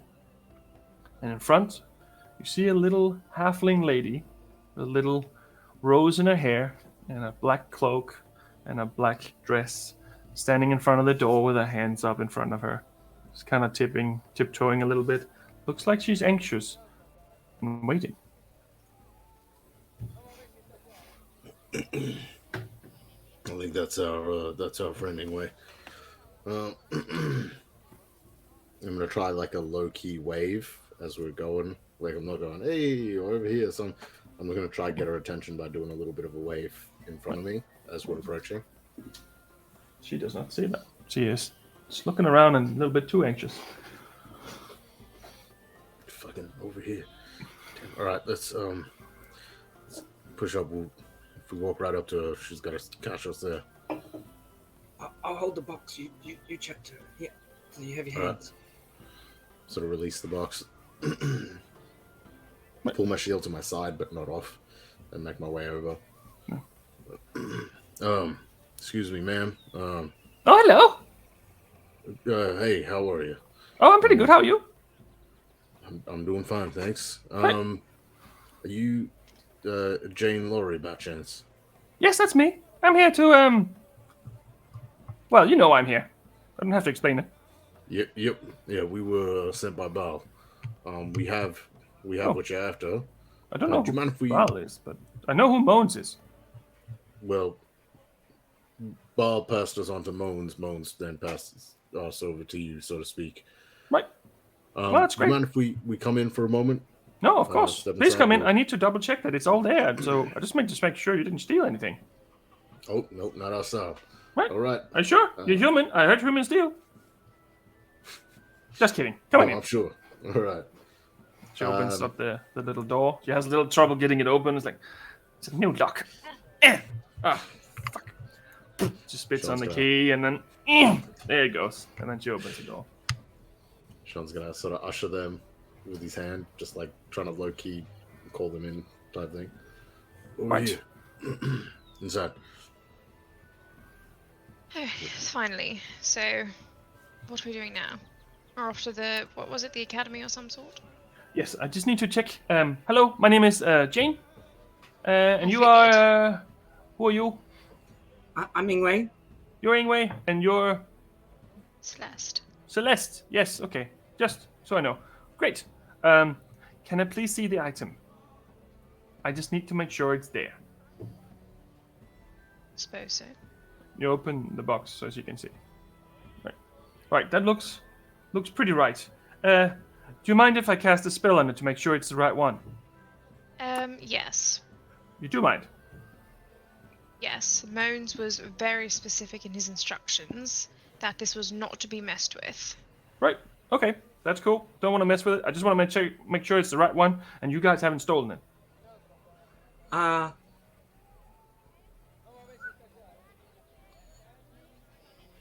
You guys know magic. I'm taking your word. What you guys think on this? How about you can check when we get to the academy, Well, once it's delivered there, because, if this isn't the right one, there's no point in leaving, is there? well, Moans was very specific. If we haven't, if we'd stolen it, we wouldn't have come here. Well, That's very that's true. what a thief would say, though. No, a thief would go away from the people that know where the things are. Unless they want to get away with it. Well, Look. I can cast a spell on it without touching it if you want me to. It I can don't be want right you to- here in front of you. I won't do anything else. Don't want you to cast any spell. Moans was very specific in his instructions that this is not to be tampered with because it's an extremely dangerous item. But did he say anything about not identifying it? He said don't tamper with it. Well, I'm not tampering with it. I'm just identifying it to make sure it's the right thing. I've said my piece. If everyone else blows to hell, then it's on you. As far as I know, this shouldn't blow anyone up, but is it okay if I do this? I think I've made my thoughts quite clear, but you don't seem to be taking my answer, so I don't know why you keep asking me. Well, I think it's So- just better that we try to all be on the same page here. I haven't seen this item physically myself, so this could be anything. That still doesn't change my answer, but thank you for explaining. Right. Okay. Let's meet in the middle way. Can I look at it without touching it? Isn't that not what you're doing now? Yes. I closed the box when you said go cast a spell. No. She's not trying to cast a spell. She takes out a little. It's almost like a magnifying glass that she can, the ones they use on jewels and stuff. If I can look at it with this, that might be enough for me to determine if it's actually real or not. At least I can determine if it's old or not. Ingwe's waiting, looking at Celeste. Celeste's going to lean forward and put her face over, over Ingwe's. Well, she can't really do it over his shoulder, is he? Because he's quite tall. Yeah, under his armpit. Tuck in there. And she will, watch her like a hawk, and if she sees any, she starts, any sort of components to cast a spell, whether verbal, somatic, or material, then she'll... Right, no problem. She takes the glasses and she looks at it like, yeah, that's interesting. It's pretty dirty. Oh, yeah. Oh. All right. I guess it's close enough. It's definitely an old piece of junk if it's a piece of junk. All right, you can close it. It's all good. Apologies, I just have to be sure. Well, so do we. We were given very specific instructions. So Yes, we this is a also bit of a have to- conflicting story here. Anyway, Miss Jane, Yes. I was wondering, do you have a lead box? by any chance? I do. Why would you want the lead box? Oh, I see. You're a smart one, aren't you? Yes. Yes, I am. that was you didn't. No. Right. Let me go get it. 2 seconds. She goes to the back room, and then she comes out with this. It's a little bit smaller box. It's almost like this size. It's almost a little bit like a double Rubik's cube size. And she puts it on the table there. You can put it in that one if you want. That's up to you. I know I'm confused now because Miss Celeste said we're not allowed to touch it. But Oh, well, Miss I Celeste, have some cloth here. You can use this cloth if you don't want to touch it. can I put it in that box? You can probably just wiggle it in if you want. Just wiggle it in. I'm more than happy for you to put this item into the lead box. I do think that's a much smart idea. Right.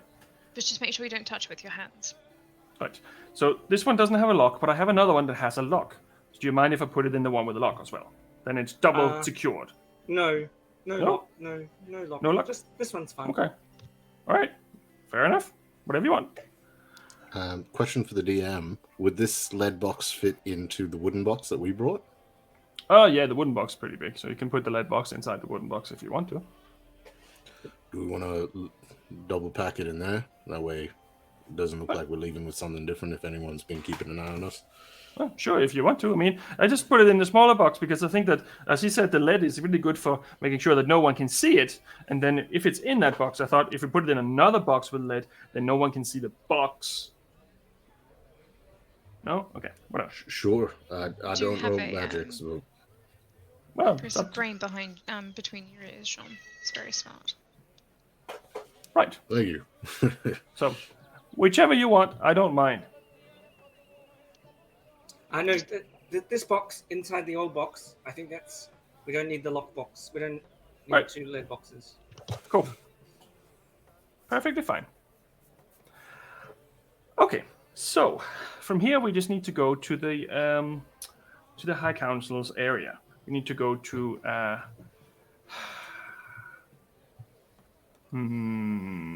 actually no, we need to go to the Technomancy Institute on Innovation and Discoveries and Inventions, which is at the far end of the city.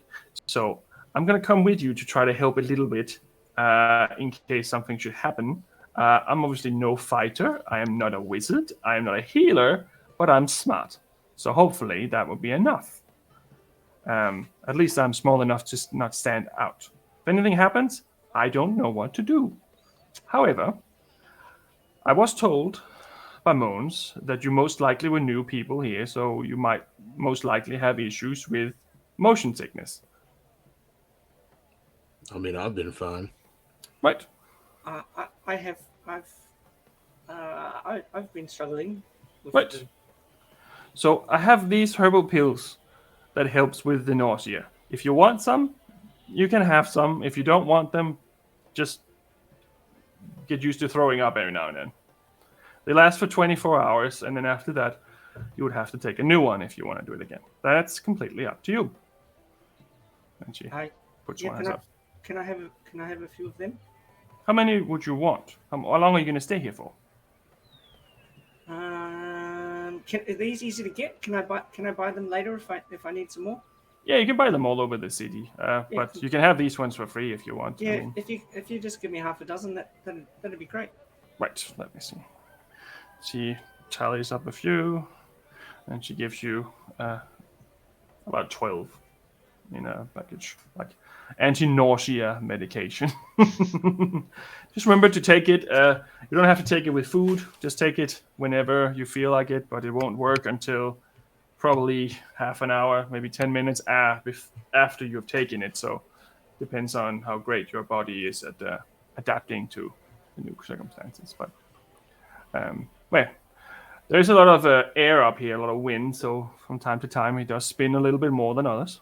I'm going to take one for today because I know what type of day it is today. But you're perfectly fine not to if you don't want to. So what day is it today? Very windy. The spinning is a little bit more spinny in there than it normally is in the smaller spins. Oh, right. Well, we do appreciate the kind gesture of the pills. Thank you very much. Oh, Yeah. good. Thank Right. you. If you do think it's going to be worth it, then could take one now. Well, I would definitely take one before we start walking. I think I'm probably going to have... Oh, I see, I'm used to them, so it's probably going to take me 10 minutes to adjust to them, but for you, I don't know. You're an elf, aren't you? Nothing of the sort. I'm not sure, actually. It's curious. I don't know. I haven't actually seen an elf eat on any of these pills before, but I'm not sure how fast it would work. I think furbolgs actually work pretty fast. Humans are pretty average, around 20 minutes. But Can I anyway. smell it? I want to smell the capsule.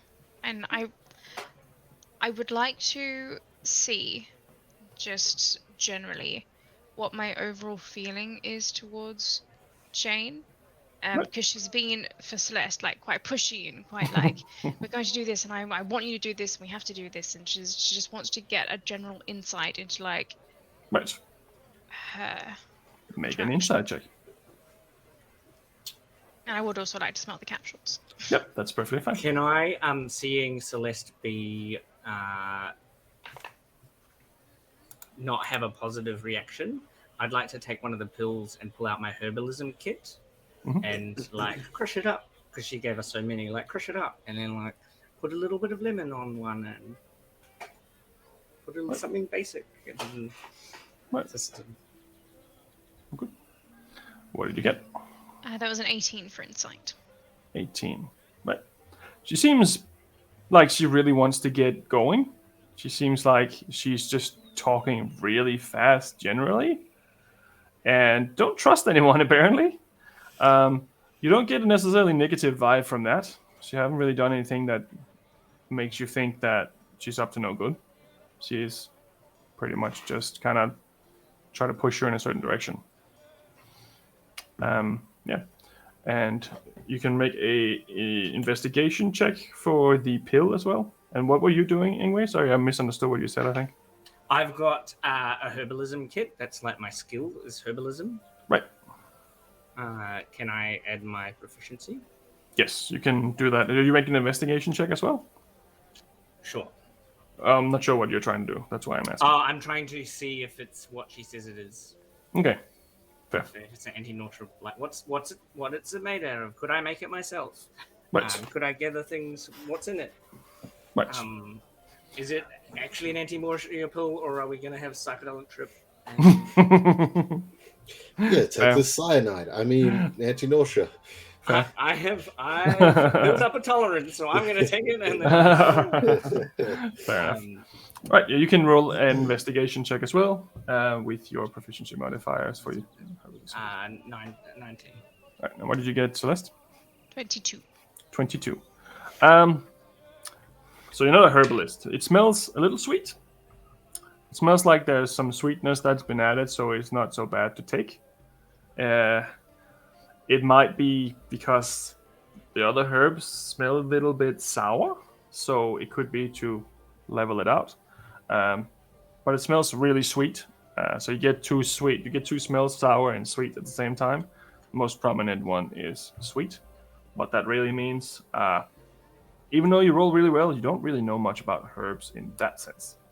And Ingue, you rolled a 19, so you really open just, like, it up this and stuff. doesn't burn the inside of my nostrils when I smell it. Like, It doesn't smell repulsive or bad, but cyanide also smells like almonds. So there's that. Yep. And Ingue, you open up one of these little capsules and dig around in it. There's a few elements in here. One of them is one of them is definitely an anti-nausea medication, which is kind of like the herbs that are smelling a little sour. There's some sweetener in there, and then there's a few other smaller ingredients that are mixed together, which seems to be of an arcane nature, not so much a herbalist nature. That could be to bind it together so it smells nice, but the herbs themselves don't have any negative effect from what you can see. Right. I'm going to swallow it. Right. And she also took one before she said it to you. She took one out of the bag and checked it. Right. Well, let's give it a few minutes to work, and then we can start heading off. All right. A lot of weird stuff going on outside. I'm a little worried. Oh yeah, and then I'll tell. Did you hear? Is it normal that people talk about their dreams? We were passing those guys. They were talking about being a king. Is it kings here? Are we in a kingdom? Is that? We're in a kingdom, aren't we? We are in a kingdom. Yes, there is currently a king. Another unusual, experience that we did happen to see is the cloud of imps encircling the city. What? She looks out of the window. What the? That's concerning. We thought so too. Huh. I'm gonna bring that up when we get. I'm gonna bring that up later. That's weird. I assume that's not a normal thing based on your reaction. No, I haven't seen one of those things in a while, but that's a lot. Jean did try to ask one of the townsfolk, but they were very Oh, abrasive. some of them are shit. Yeah, I know. Some of them are just focusing on getting their next invention done. They're all trying to up each other on. It's a little easier here. Like, do some herbalism, do a little bit of magic tinkering, but not in that sense. Hey, while we're waiting, What? do you know how this works? And I'll pull out the blunderbuss. Ooh. Can I hold it? I think I've seen these before. Yeah, yeah. Ooh, that's very well made. Very well balanced too. Yeah, so the idea is that you put something in here. It can be metal, usually. It looks like there's a gold coin stuck in there. Okay. So we can put metal in here, or pretty much anything, really. And then once you put it in here, and you then put this thing back, and then you light the fuse and shoot it, it will fire whatever is inside out. Really, really, like in a cone of doom. Yeah, pretty much. I saw it. It was crazy. Yeah. But I don't know how to make it work. How much do you want for this one? This is really well handicraft. You want to buy it off me? Oh, that I think it's really interesting. Maybe I'll come back tomorrow. It's not actually mine. I'm just holding it. Oh, But, fair enough. Well, it's part mine. Very well made. I like that. What I was actually wondering is if I could buy some things to make it work. Probably. It's not really what I have. I mean, I have some screws and some nuts and bolts you can probably put in there, but I mean, I don't have. You don't need an explosive. You just. Oh, you probably like you do some. You need some kind of catalyst to eject it, but I mean, I don't have that. That's not really what I do. Yeah, I just do herbalism a little bit, and then I do some other magical tinkering from time to time. A little bit of arcane, but I'm more like a how should I say assistant to the council. So whenever they want something done, they get me to do it. Pretty much.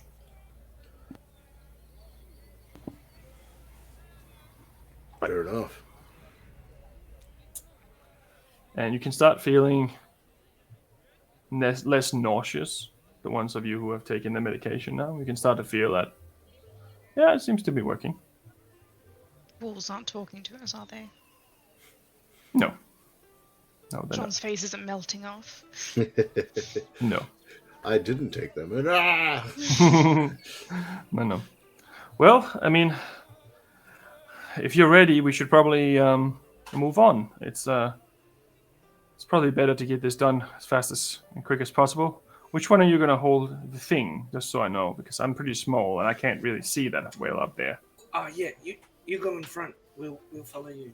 Right. Okay. I can lead you. The way. Just make sure to keep up. I'm pretty fast. Or I'll slow down. I'll slow down. That's probably better, right? I think it's best if we all keep pace with the slowest among us. Right. Which Yeah. one is the slowest of you? Is that you? Or you? Are you?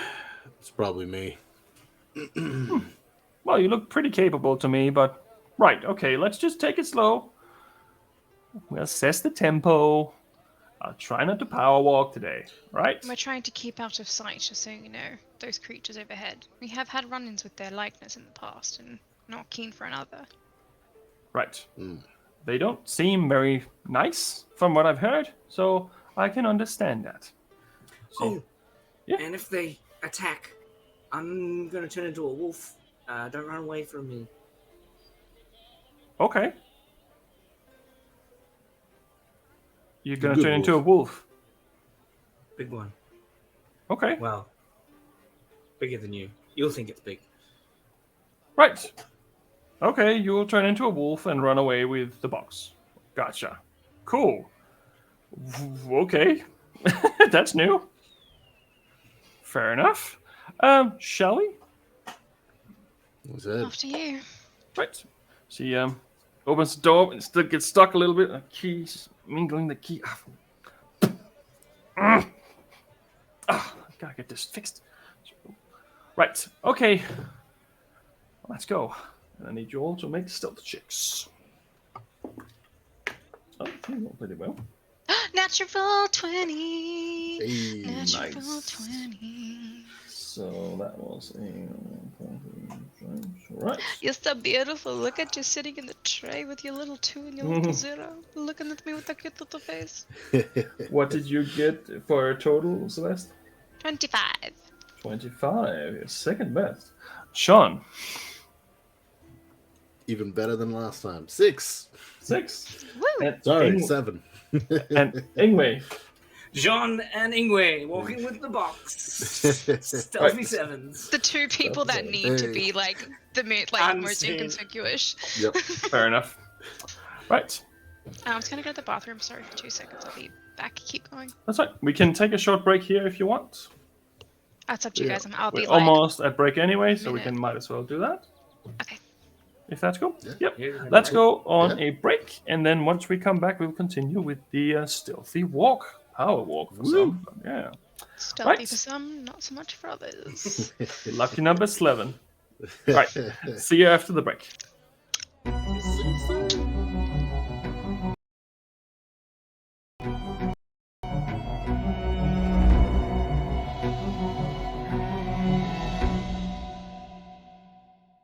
Are you looking for a more exotic or sophisticated choice in dice?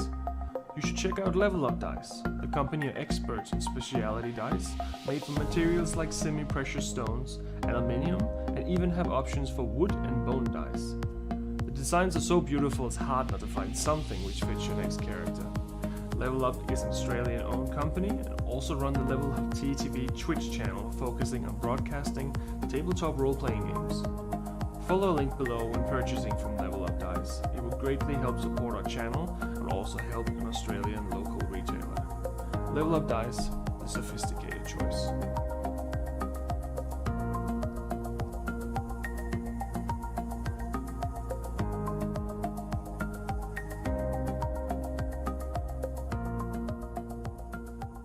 Monsters and Mayhem is sponsored by Miniporium.net, a huge selection of highly detailed miniatures for any tabletop role-playing game.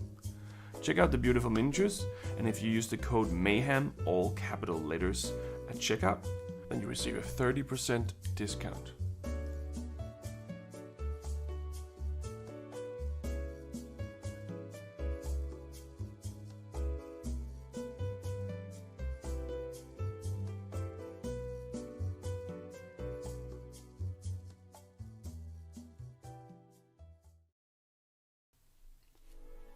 In the beginning there was nothing.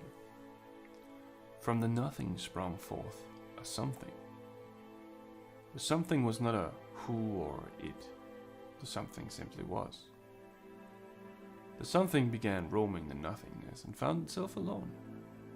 In solitude the something became the somethings. Multiple somethings sprung forth of the something, each with its own voice and presence. The somethings, as great as divine as they were, all needed something to measure their own greatness by. They created the first earth, and by doing so, became gods. The first earth was not perfect. In fact, it had many flaws. Because it was made as a circle, most things placed upon it would fall off the sides into the nothingness. The gods grew furious about the earth and they cut it in half to make it flat. The excess was simply pushed aside and forgotten, at least for a while. The second earth was perfect, flat and vast. Each god began to populate it with creations and land masses of their dreams. Each god creating beings of their very own. Soon the world was full of inhabitants, and they all began to watch over their creations with anticipation. However, many creations did not turn out the way the gods had hoped for, and a lot of animosity was born over the first few years. The creations would go to war with each other and even themselves. Some of these wars even spilled into the realm of the gods, where the gods themselves would command their creations to destroy another god's creation. The gods were eager to prove themselves better than the another, and a long bloody war was fought throughout the first era of the first 3,000 years. A massive war for survival was fueled by the gods themselves as the world began to burn. They started to see their own mistakes. The gods made many sacrifices and separated some races from others by magic or by using the elements of nature. They tried to stop their creation, and slowly a peace of sorts came to be. And such the second era came to be, with peace and kindness as its goal. Not every god nor every creature followed the peaceful ways, and some even broke away from their gods after such events. But for now the god wars were over, having successfully separated their creation to an extent, minimizing the overall doomsday and averting full chaos. For almost another 3,000 years the races had been completely separated. The gods had made a plan. The God Gate, located now in the Kingdom of Quill and where the borders of Okorlan is, had been inscribed with one of the family's life forces, the Karameshi. Once a descendant of that family were to attempt to open the God Gate, all races would once again have free reign. At the end of the 3,000 years, an unknown member of the Karameshi touched the God Gate, unlocking the prophecy. The mountain chains and oceans dividing the races all came down all over the realm. Great panic and rejoice at the same time, as creatures that had once only heard fairy tales of each other now once again stood face to face with one another. The gods had hoped that the last 6,000 years would have been enough for everyone to learn to coexist. But from the start the tension already started building again. Wherever fragile peace was on the table seemed to crumble and regather from time to time. But the time of the wars was surely not over. There was now other entities who spread darkness across the world. Maybe the world had learned its lesson, or maybe it was doomed to repeat it. Welcome to the world of Epidos, where adventures are born, heroes are forged, and villains are always up to mischief. The Kingdom of Quill lies in the middle of it all, the heart of human civilization, at least if you ask them. To the north lies the cold Shadanon, where Northling constantly test the borders to the kingdom with raids and invasions. To the south lies the desert lands of Zahani, ruled by self-proclaimed princes and empresses. The tension is at an all-high after a failed invasion into the kingdom years ago still sends trouble both ways. To the southeast lies the Dragon Empire, a proud people ruled by the Dragon Emperor, who according to legend are descended from a real dragon. The Empire has been locked in a cold war with the kingdom for generations, blocking all travel from entering the nation. But for the common folk, it's Monday. The birds are flying low and it looks like it may rain.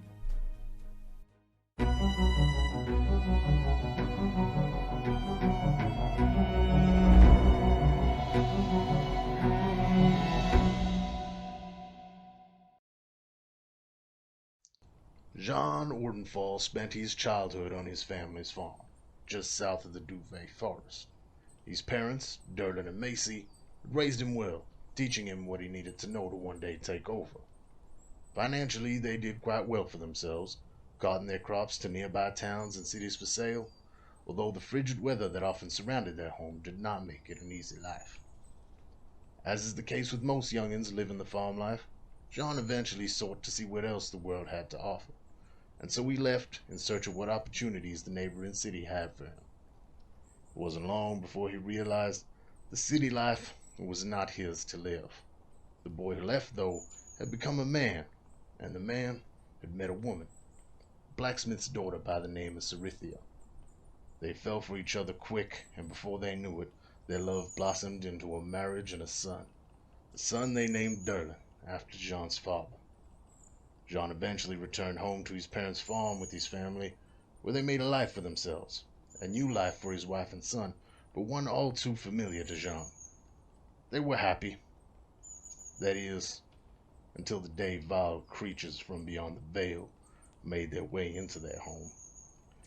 After being driven from his homeland by the insatiable undead that now plague it, Jean seeks out those brave enough to aid him in cleansing his land of the foul fate that befell him and his family, and exacting the vengeance he so eagerly thirsts for.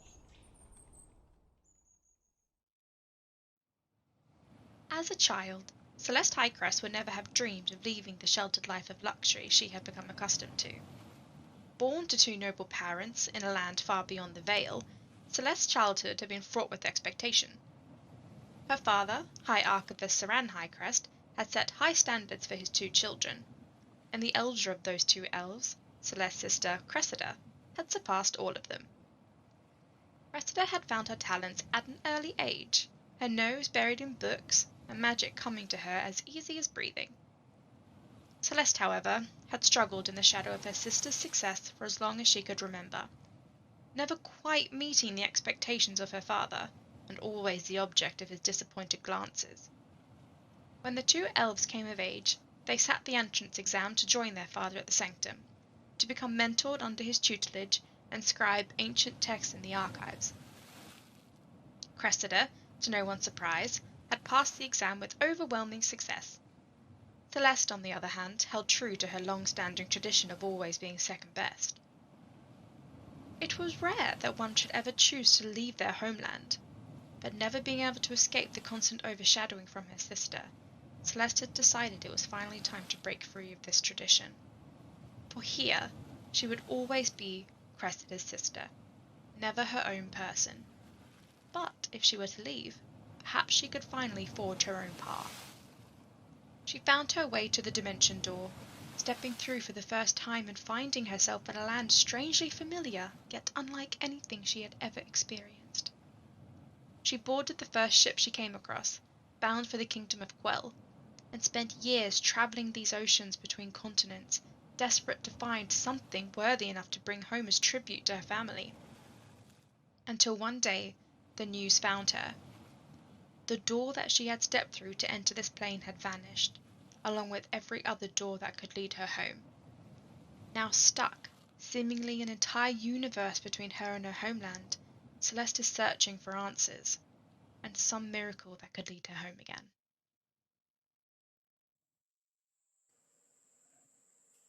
A young half-elf, Tam Corthan grew up working the land with his father and learning herblore and healing from his elven mother. After a horrible childhood accident, he swore he would avoid violence, unless he had no other choice. When the war came, like every Corthan for generations before him, Tam enlisted to fight for his king. During the bloody battle for King's Helm, Tam's selfless efforts to heal his friends caught the eye of the celestial Aethia, and she became his patron, giving him the gift of celestial healing. His courage in battle did not prevent him from drawing the ire of his superiors. His compassion was blind, and he would heal all in need, even the enemy. After the end of the war, Tam worked as a healer in the villages outside Crackvolm, hoping to save enough money to gain entry to the Healers Guild. After a series of unfortunate events, Tam finds himself in debt to a very wealthy and very criminal cartel boss. Pinned between his compassion and his new master, Tam tries to make the best of his situation, dreaming of a day where he can live his life in freedom.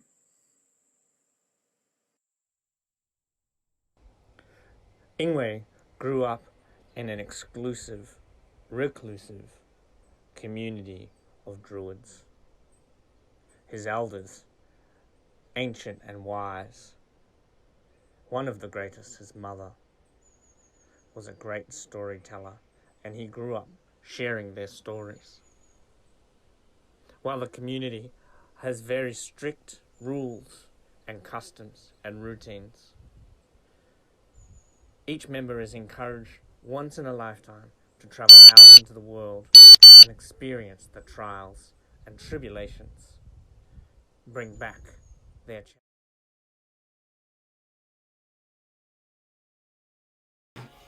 Oh, we can hear what we're saying, sorry. Oh, we are back again after having gone to the potty. Maybe that's just me. Anyway, so last we left off, you're about to head out into the city with your new best friend, Jane Laurie. Just the best. All of you stealthing as best as you can.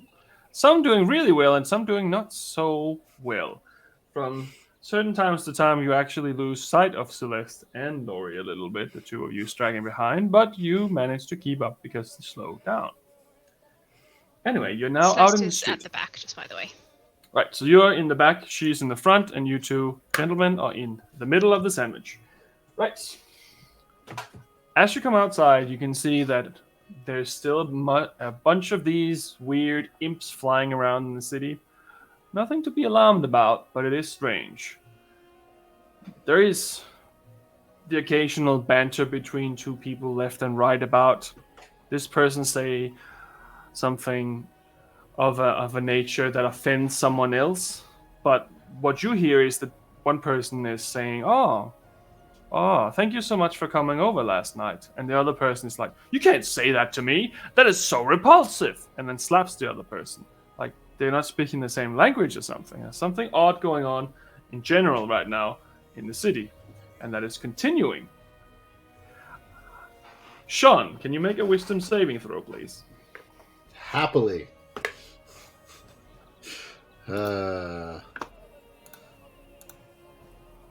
Wisdom saving throw. Oh, not bad. 17. 17. Right. You keep going through the streets. Everything seems to be a little slightly chaotic from time to time, but you keep on a pace. Seem to be going where you're going, and you can feel the pace of the spins are kind of moving in a way that would probably have made you feel uncomfortable. So, Sean, I also need you to make a Constitution save. Much worse. 7. 7. So, you actually throw up. You have to stop for 2 seconds, and you just throw up. You're getting a little bit motion sick from moving through the city so fast. Even if you're going at a slow pace, the bigger discs that you are now entering is a little uncomfortable. I imagine with the stealth roll as well earlier, there's moments where it's like, yeah, it works. When I like going around corners and suddenly one of us goes one way, the other goes the other way, and we just get yanked in the middle by the box, and it's just like, whoa, vision's going everywhere. Right. All good. All good. Anyway, you keep moving. You're tracking through the city. You hear this like buzzing in the back of your head, Sean. It's like, I can't describe it. It's almost like bees or insects, just kind of very so tightly, like just in the back. And it goes away. But you feel it. Celeste, I need you to make a saving throw as well. A wisdom saving throw. With disadvantage. With disadvantage? Oh my god. Okay, what's my wisdom? Oh, fuck. First one is a 10. Second one is a 6. No, it's 8. Right. Plus is not minus. She has a plus 1, not a minus 1. One or the other. It's not really the same. Cool. All good. Is it though? Is it all good? I don't...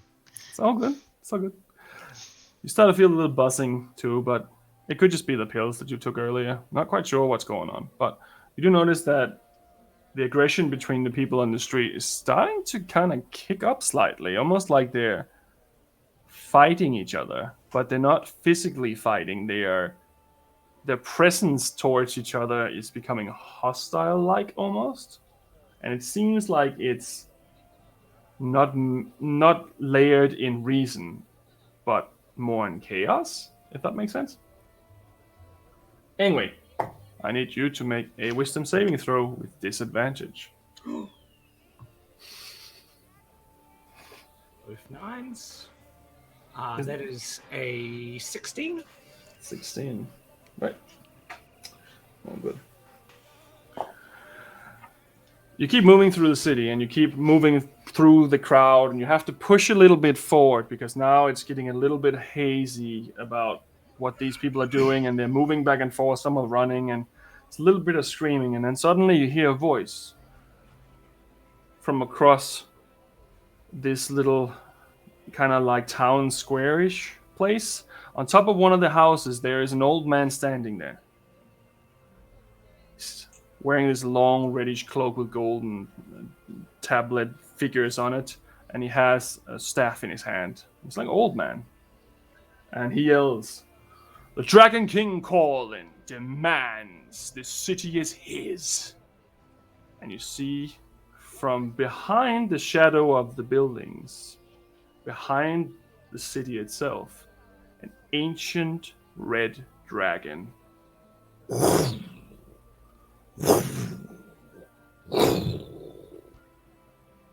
And it starts burning buildings.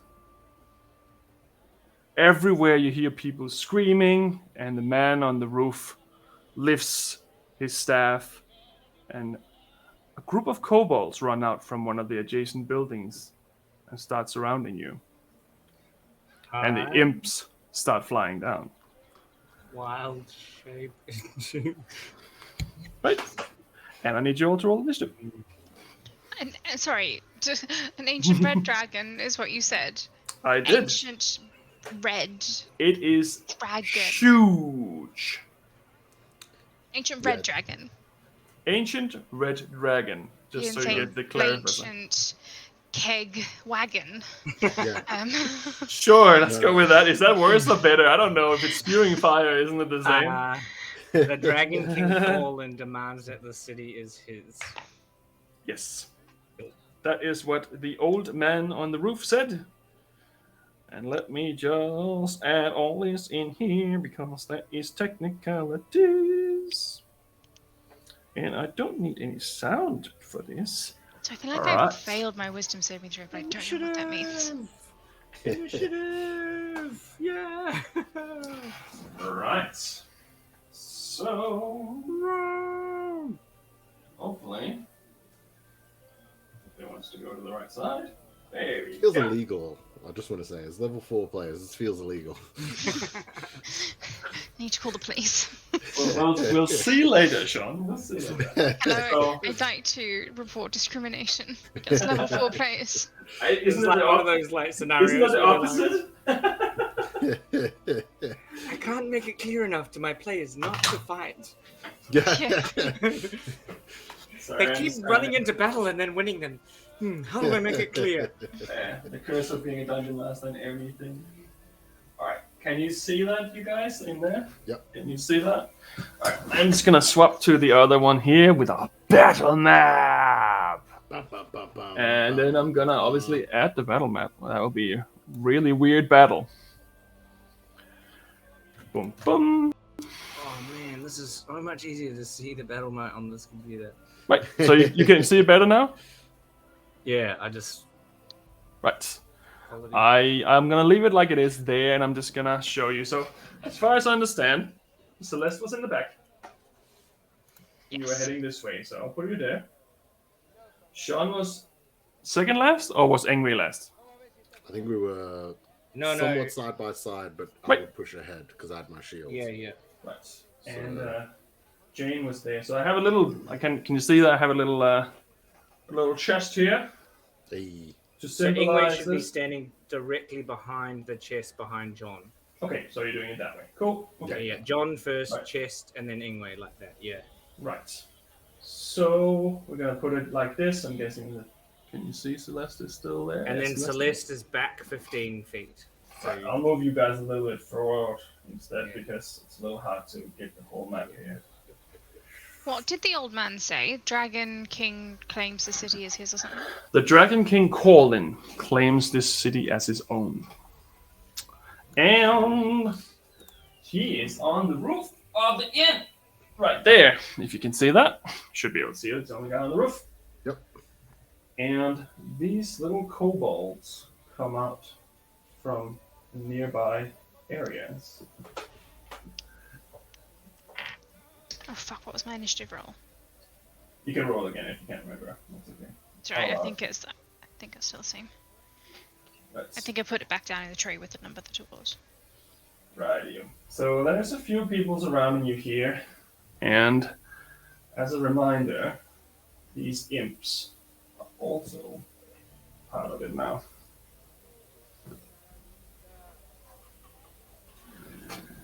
In the meanwhile, there is an ancient red dragon setting the entire city on fire in the background. You swear you can almost feel the fire on your face and the smog coming your way. Let me try one more time. So, Sean, what did you roll for initiative? 21. 21. Double checking my modifier. Minus 9. No, sorry, 22. 22. Alrighty. Sean is number 22. Right, and Ingue, what did you get? 3. Okay. And, Celeste? 15. 15. And I'm just going to roll for her. Right. She's here. Jane. And that's one for that. That's 18. And oh, that's the same. So that'll be. And kobolds on 6. Right. And. Holy shit, I'm rolling a lot of 16s right now. Okay. Good. Get them all out of your system now. Rightio. So, I'm going to take the wolf here. You didn't quite manage to turn into a wolf yet, Ingwe. Yeah, that's right. But I have it right here, ready to go. Ready to go. And I have other creatures too, if that should be a thing. But, yep. Cool. Top of the line, Sean. All right. I noticed that I have put this one a little bit too far ahead, so I'm going to put this one back here so it can be seen. So there is... I'm just going to point it out with my little lightsaber, just so make sure you can see, because it is a little smaller for you guys than the rest of the crew. So there is a kobold right here. Mm-hmm. There is one over here that you can't see. I'm going to move them up the stairs then. So there is one kobold here. Yep. And there's one underneath here as well. There's 2 up here on this little ladder. There is an imp on this roof. And there's 2 kobolds there in front. There's 2 more imps on this roof. And what looks to be some kind of magic user. There's still more imps in the air. But at the moment, that is what you see. All right. First thing Jean is going to do is release the tiniest little... Oh, shit. Thought you were going to say fart. I was waiting for a little bit of a... I mean, there probably is that too. He just... It happened so quickly he didn't even realize. From that moment, I think first thing he's going to do is he's going to whip out the axe he was gifted. And he's going to give it a toss. Actually, no. Take that back, because he's got a shield in one hand. Well, he's still going to do it, but he's got the box in the other hand. First thing he's going to do is he's going to toss his end of the box towards Ingwe. And he's going to go, you know what to do. Then he's going to pull out the axe. And I'm going to toss it straight over to the kobold on... It's pretty much top center when looking at the video. This? Nope, to the left. over there. Yes, one of those there. Yeah. So there's two of them. One of them has a bow. One of them has has two daggers. Sorry. Okay. He probably aim. I mean, he's going to aim for either, but probably focus towards the bow. Right. Make an attack roll. Hot trash. 8. 8. Looks like it embeds itself right next to him in the staircase, but no hit. Yeah. No, that's cool. Just Right. shit. That's unreal. And get his axe back. And just Flies keep an eye straight back. What the fuck's going on? And just gonna hold there. Actually, might move. Might move to the base of the stairs. So 3 spaces to the left. To the left. So 1, 2, 3. Yep. Just gonna move over to there just to get out of the center of the road, so to speak. Right. All good. And then hold ground there. Yeah. Very well. That's it. That's you. Next up, we have the imps. So the imps that you can see are all going to fly down and attack Ingue, including 3 more. Oh boy. So he is completely surrounded now by an army of imps all scratching at him. So, are you okay? So that's a miss, and this one is a 19 to hit. A hit. So that's For one sure. hit. That's 1, 2, and then there's another 19 to hit, Yep. and Oh boy. natural 20. Yep. 1, 2, 3, 4, 5. Yes, that's 6. So 2 hits and a natural 20. So you are going to take. Are any of these creatures immune to being charmed? That is a good question. Let me look that up. Why do you ask? Wouldn't you like to know? Yeah, well, it's just because you're My asking in this My specific AC moment as is well. 11, by the way, so just in case. I can also No, do they it would know. 2 damage. It's any damage die or anything. So Let me find the imps. Where is my imps? I should probably have saved this one on Page 76, if anyone was interested. Obviously, that's good to know for future How to reference. stop the massive amounts of HP the direwolf has. Kill Ingue before he gets to have a turn. that's what we're trying to avoid. Did you say if they were immune to charm? Is that what your question was? Yes, because my reaction will have no effect if they can be charmed. It does not say anything about immunities to charm. No, it does not. Right. Well, I'm going to look to. Oh yes, I'm going to look towards Ingue, and then look towards these imps, and I'm going to go. Well, you're going to make a delicious snack, aren't you? And you have to subtract 6 from whatever one of the damage die, like one of the damages that you roll. Okay. Is there any saving throws on that? As a reaction, when a creature that's not immune to being charmed that you can see within 60 feet makes an attack roll, you can spend 1 of your bardic inspiration, roll the dice, and then subtract that number for a creature's roll. You can do so after the roll, but before knowing the result. Right. Okay. So how much was I subtracting? 6. So I rolled a 6. 6 on my d6. Right. So I'm guessing you're picking the one with a natural 20. Yes, I would like to, if That's- possible. that's- But I also understand that she wouldn't know that, so it's just a general That's Going to perfectly make- fine. delicious That's fine. snack. My direwolf friend. 14 points of slashing damage to Ingue. Altogether. Altogether. Oh. Oh. Okay. That was only from 2 hits, though. Oh, you've got more hits to come? No, they all missed. Oh, wait. How much did you subtract, did you say, sorry? 6. So 6 from 20 is 14, so that one still hits, actually. Because you said you had 11 for your AC, right? Yeah.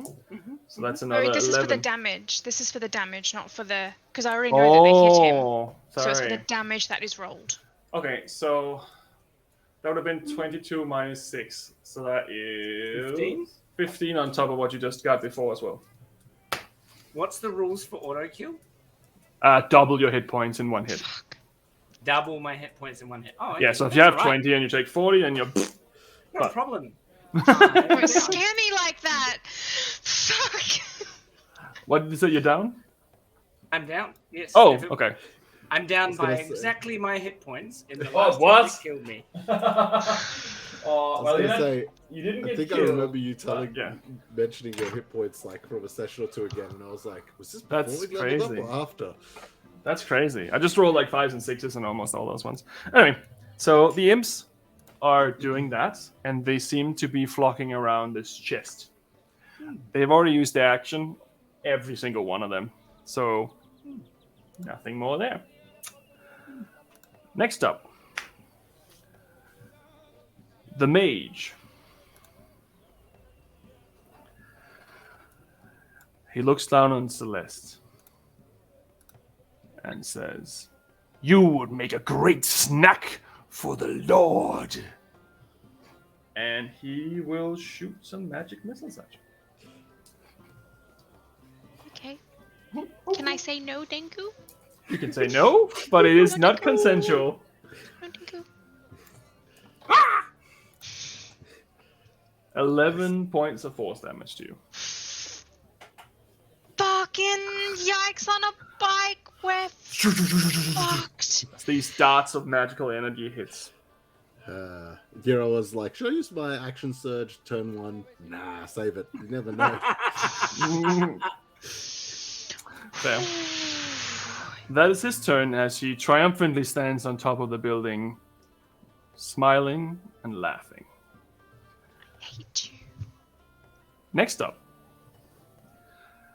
a new player enters the battlefield as a Minotaur starts running towards Sean. But doesn't quite get there. Cool. In the background, the city is on fire. You hear people screaming everywhere. All of these individuals are hugging the wall, trying to get away from any danger, even though there is danger everywhere. And in this specific moment, the people of the inn up here starts fortifying themselves behind anything they can to try to get away from the danger. Celeste, it is now your turn. I would like to cry and go. That's a free action. Ow, you fucking twat. Okay. Ingue, can I see that he is unconscious with all these imps? Because I was looking in Absolutely. that direction. You are not that far away from him, 15 feet, pretty close in the sense of sight. And he is laying down. In And the group of them. Okay.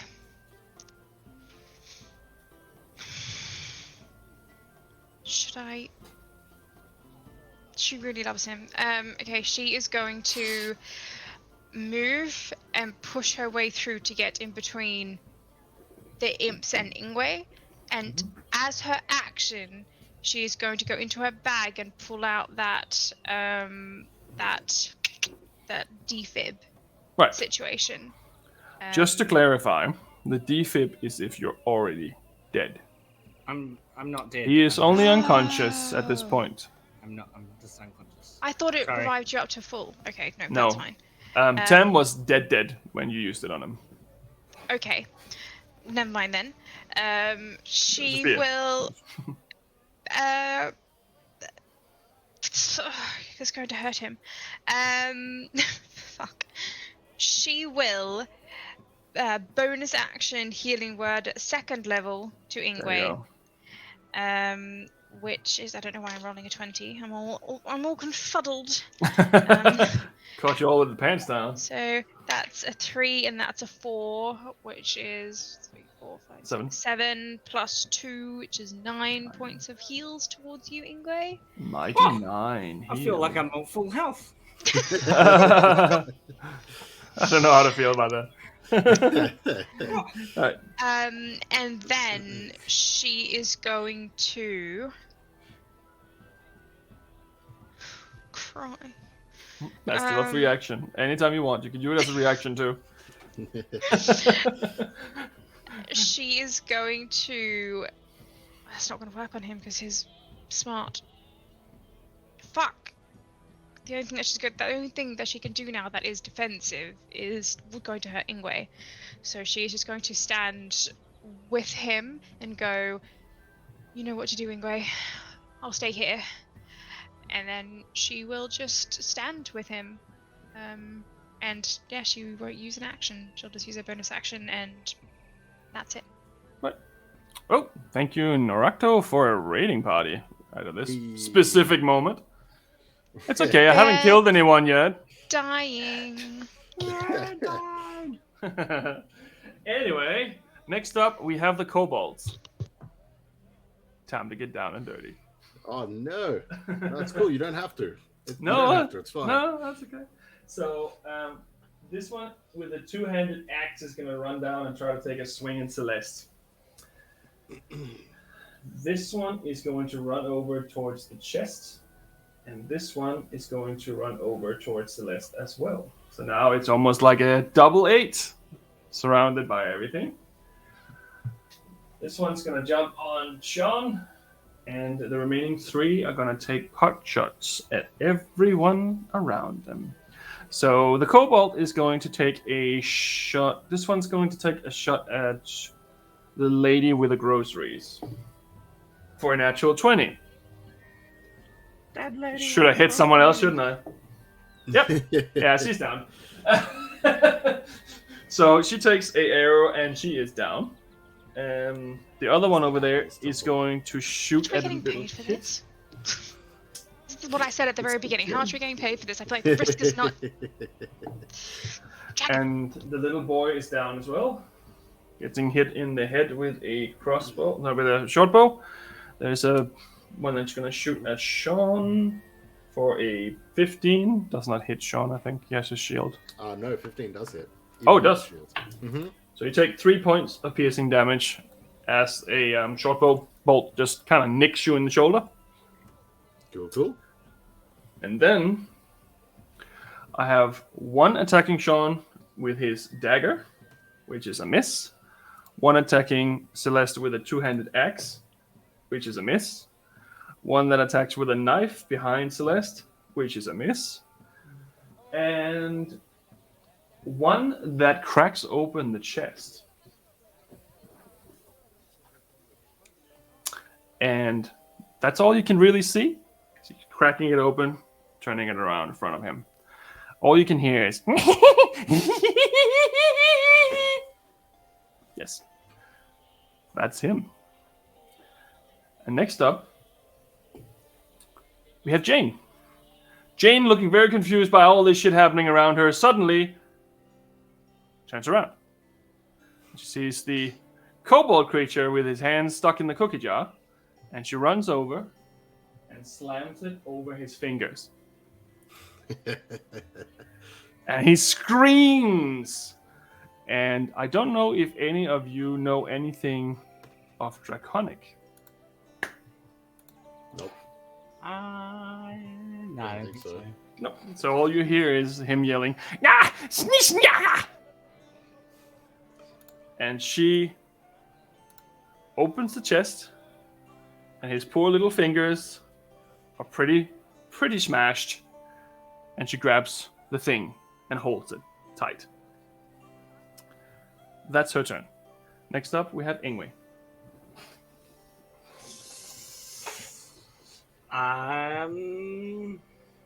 Oh, sorry, one more time. She also runs because she grabbed it and trying to get away from these people. So she's going to take a opportunity attack and she's going to bolt this way. And that's where that's least. I was going to see that. Does not hit. Cool. Ingue, sorry, your turn.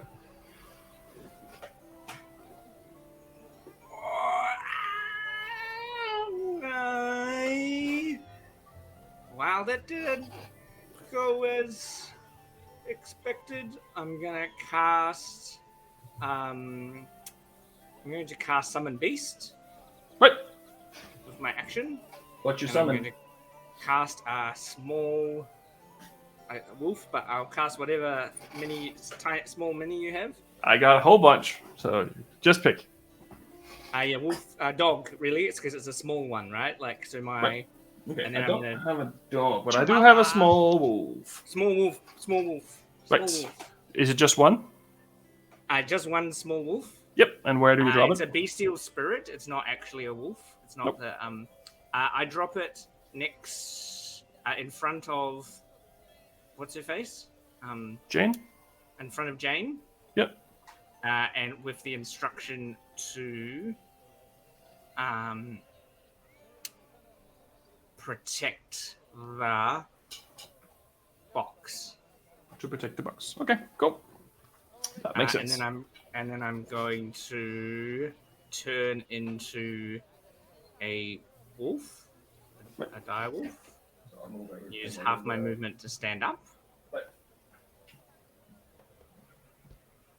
So this box is now still there, but contents in another box.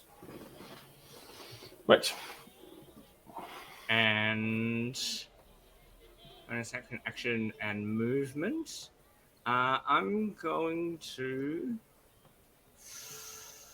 Yeah, let's move. Oh, wait, they.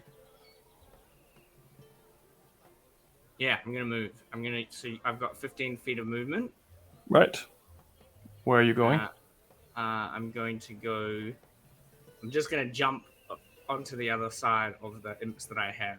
Towards. I'm gonna protect the box. Okay, so you're gonna go on which box are you protecting? The one that Jane has, or the one that's in front of you right now? The one that Jane has. Secondly, you didn't see her take it. Oh, you were brought back. I was Never mind. alive. Yes. Yeah. Right. I was thinking I was thinking something like that might have happened in your No, plan, that's right. but the dice were good, kind to me. No, that's right. I just forgot about which order that you got here. That's all. Yeah. You do take 3 opportunity attacks if you do that. Okay. Dire Wolf has much better armor than Ingue. So that is a 15 and a natural 20. Oh, okay. Yeah. So the normal hit is 10. Mm-hmm. The critical is 18. Reaction cutting words on the damage dice for that one, please. And how much is that minus? That is a 5. So 13 for... Mm-hmm. 13 for the second, and what did I say? 10 for the first. Mm-hmm. Right. But you're now on the other side, and the other 3 did not take an opportunity attack on you because you did not leave their combat range. Mm-hmm. Mm-hmm. Cool. And I will just roll concentration. That is true. What are you concentrating on? The small beastie. Yeah, I forgot about that. Yes, go for it.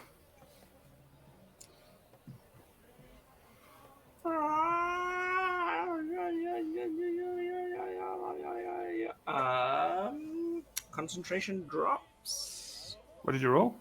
Small beastie. What did you roll? 11 for the first one and 9 for the second one. Yeah, that would drop it, unfortunately.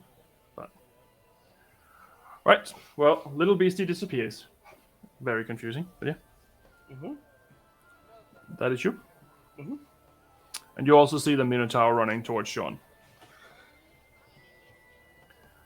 Sean, it's your turn. You're now face to face with one kobold. There's one shooting arrows at you from above. There's a Minotaur charging you. There's people dropping on the street everywhere with arrows and injuries. There's a mage right above you on the roof. There's a whole bunch of imps trying to dig into your friends behind you. And a giant-ass dragon setting shit on fire. Yep. All right. So, here's hoping this works. I am going to run over to Celeste. Mm-hmm. And I'm going to try grab her by the shoulder and be like, we gotta go. There's nothing good is coming of this.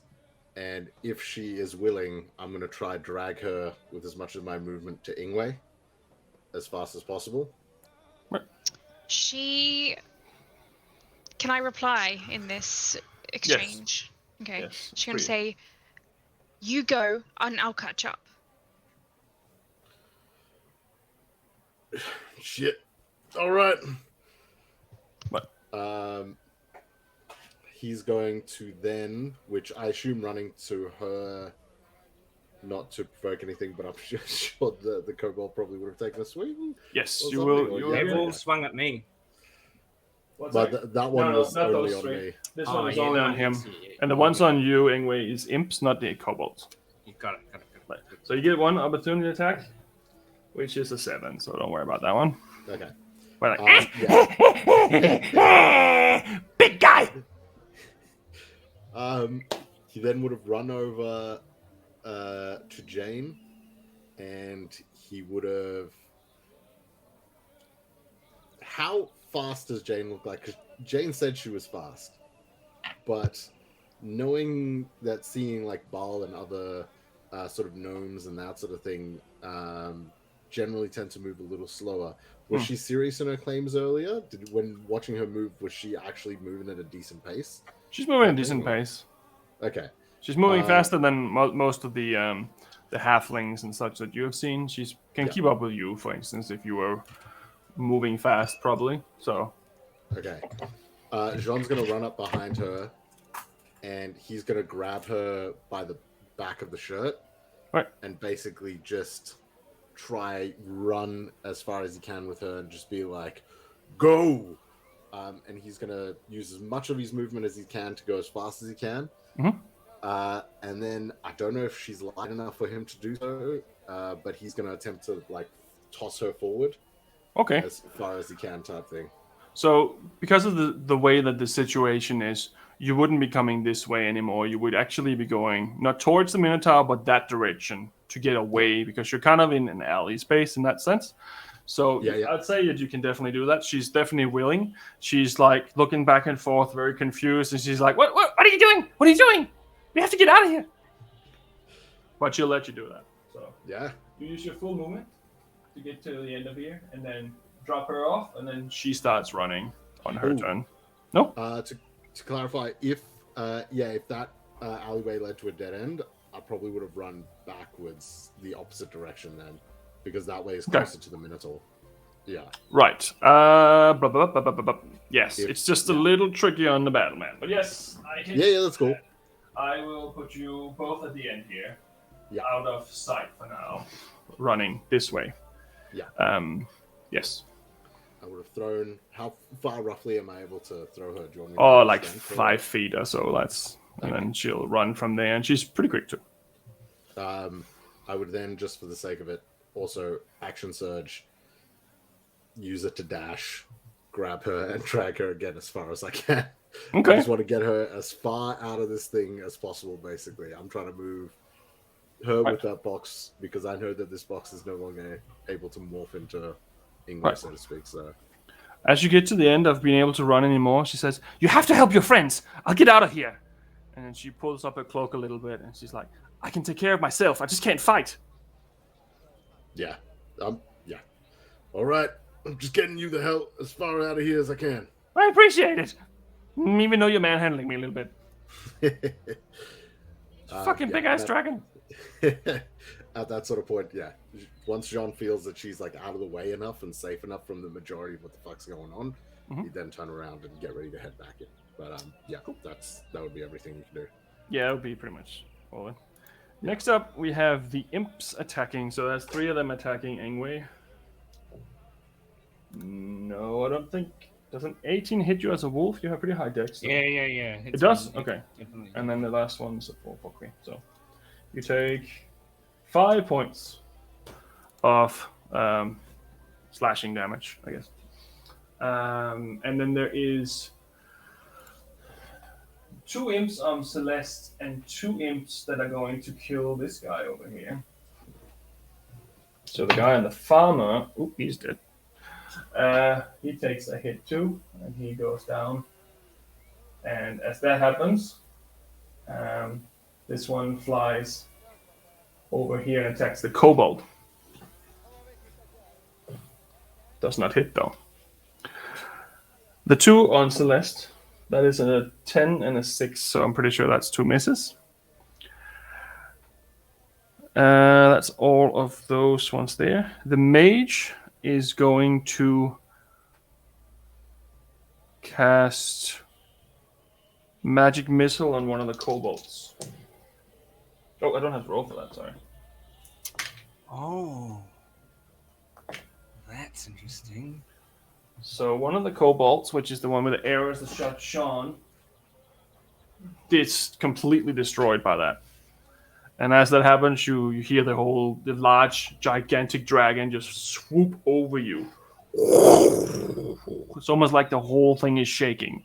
And then it sets another section on fire somewhere else in the city, and you just feel this fire and the heat just hitting your face and the smell of flesh as it continues its rampage through the city.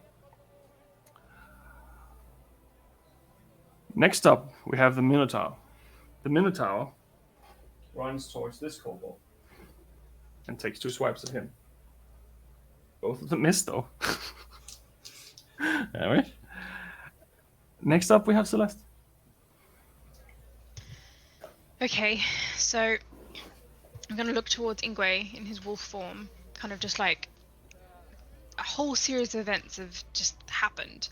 And she's going to look over towards him and just go, we need to get out of here. We can't. What are we doing?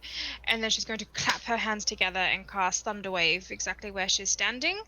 So resonating from her out in a 15-foot cube surrounding her. So anyone within that needs to make a Constitution saving throw.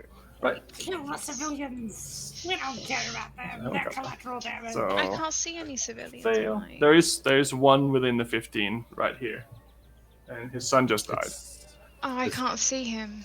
He's the little white piece here. Sorry, there's a little guy here. Is that off the map, or am I?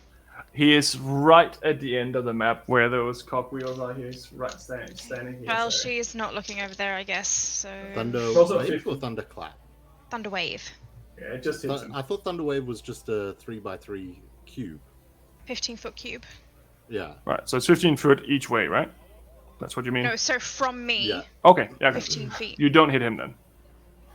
So I was that one's a thinking. fail. Cool. What is the DC? It's 14.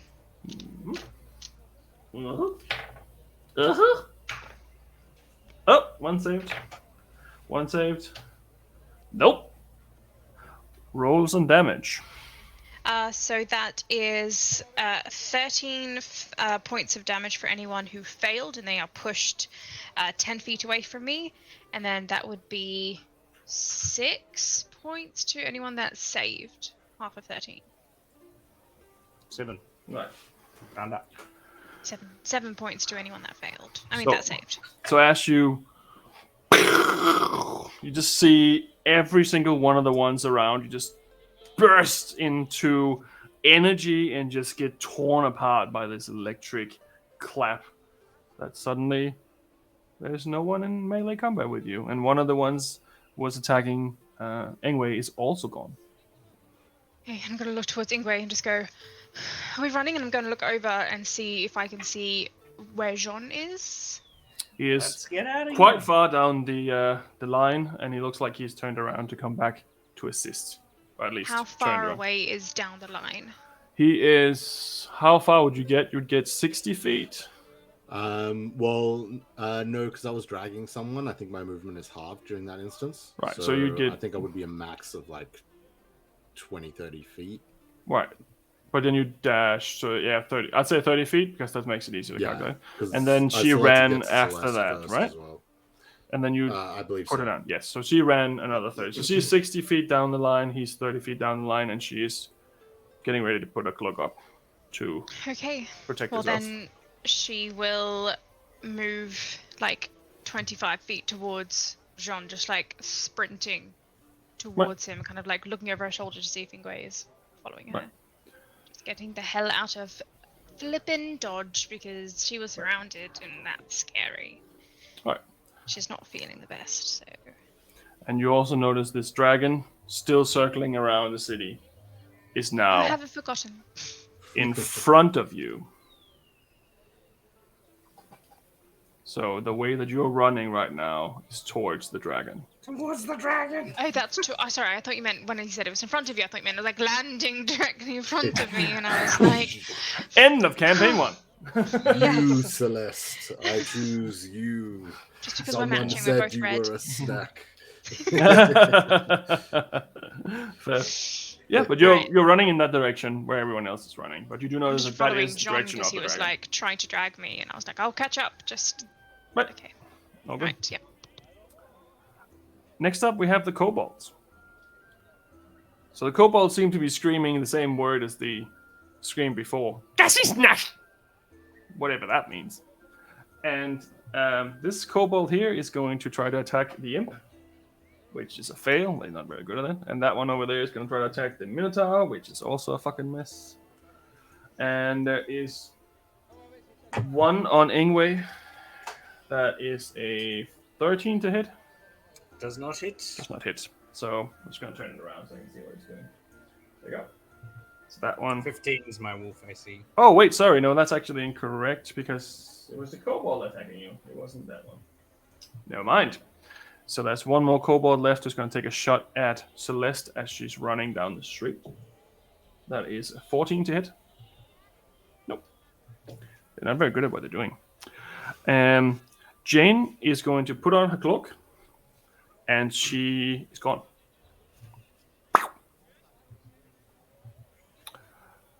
And then she's going to move. Next up, we have Ingue. You're currently in combat with a kobold and a imp. Ingue is going to... Ooh, 2 things I can do.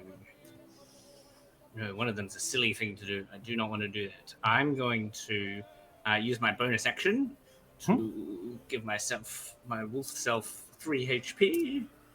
Right. All good. And then I'm going to not use my action yet. I'm going to move towards John, 30 feet. Right. So that's 2 opportunity attacks to you. Correct. One from the kobold, which is a 18 to hit. Hits. One from the imp, which is a 10 to hit. So kobold is with a... That's with a dagger. So that's a whole... 4 points. 4 points of piercing as you get slashed in the back leg as you're leaving. But you have now successfully moved yourself out of the immediate combat range of anything going on. And then I'm going to use my action to dash. Right. To... actually, we're going towards the... I'm going to hold my action to bite something that comes... I'm next to Celeste now. Yep. Yeah. I'm going to say... Yeah, I'm going to hold my action to bite anything that comes to get us. And I'm going to say... just tell me where to go. Hop on. Right. So that's your turn. That's my turn. Right. Holding action bite. Next up, we have Sean at the top of the round. All right. So my allies are pretty much caught up to me at this point, right? Yes, and Shane put her cloak on and then poofed. Yeah. And then whatever. She disappeared. We can't She, see her. yeah, she's turned invisible and she is moved away. Okay. I am going to maximize my screen so I can see the range of this weapon.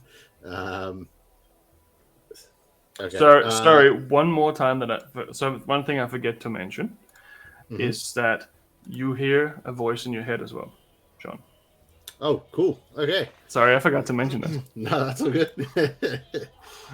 Jean Ordensfall, this is your time to shine. Destroy them. Anyway, your turn. Cool. Just gonna roll a dice for my own sake. All right, noted. I shot myself. Yeah. Just seeing how strong my bowels were. All right. I am going to what would be the closest creature, like as in imp, kobold, that sort of thing? They'd be still pretty decent distance, right? Well, considering how you did last round, you could run straight to the last one and still get there. I'm gonna move within. I'm gonna try move within 20 feet of that one. Within 20 feet of it? Yeah. So Yep. I don't want to get closer than 20 feet. I want to try to get about 20 feet. It's not a now- problem because you were all the way over here when you started running. So technically, Yeah. you're just on the other side of the camera here, Yeah. Okay. and that kobold is right at the edge there. So technically, it's still within range of you shooting. Okay. Yeah. So as soon as I get within about 20 feet, I'm tossing my axe. Go for it. Not good. Where's my actions? There we go. 10. Let me just double check the armor class of a kobold.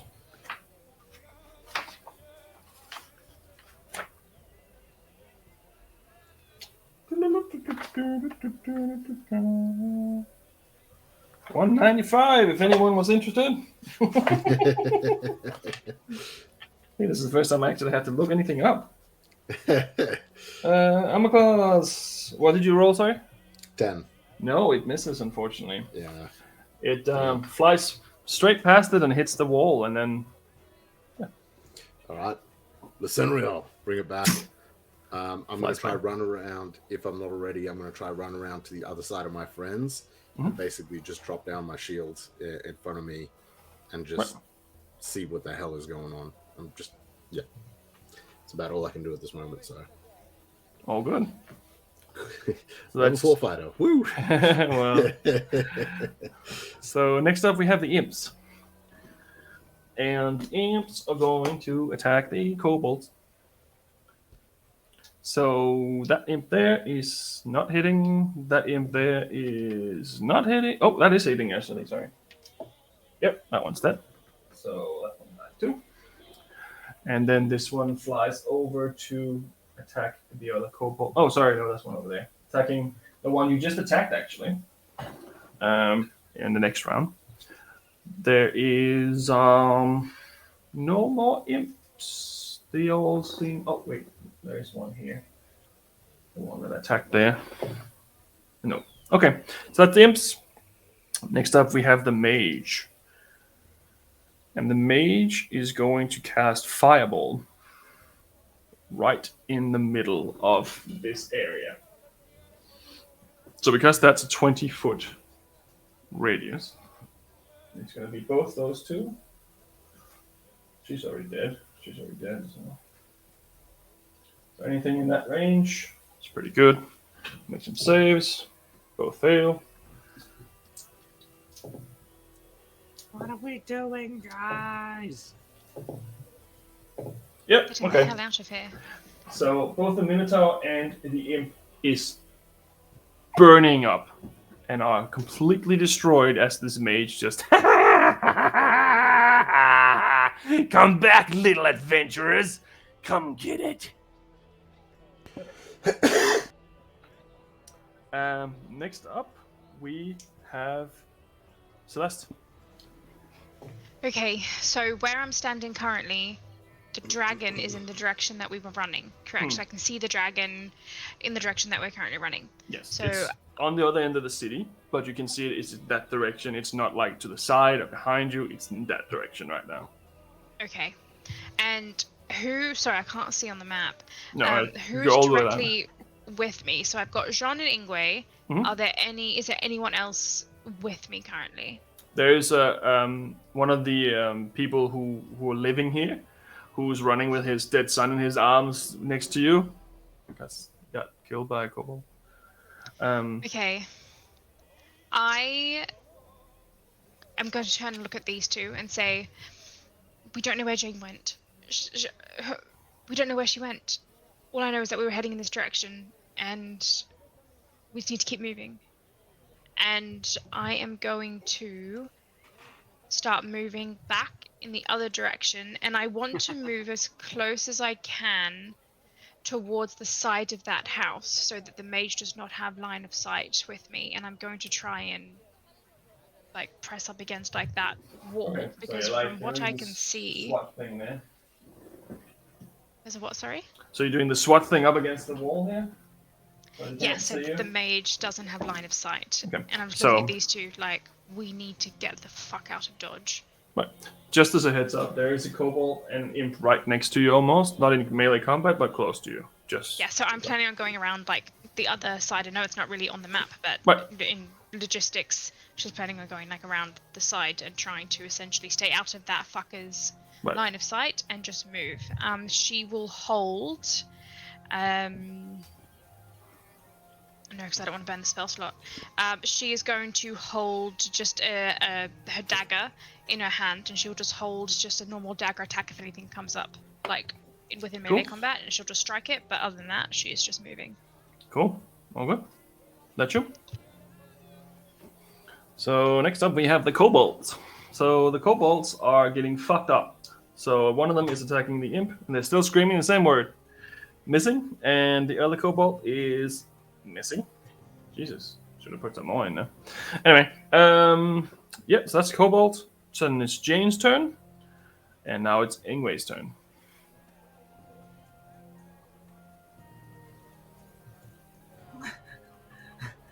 Why are you, why are you going back that way? Because the dragon is right there. Ingue, thinking about the spinning top things, does Ingue know where the turny turn thing was to get out of the city? Make an intelligence check. I'd say that you can probably keep a kind of a track of it, even though it's moving around. But 11 plus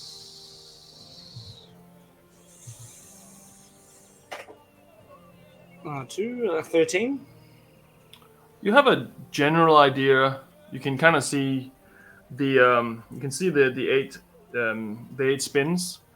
You have parted ways from the 8 spins and gone into where the markets start.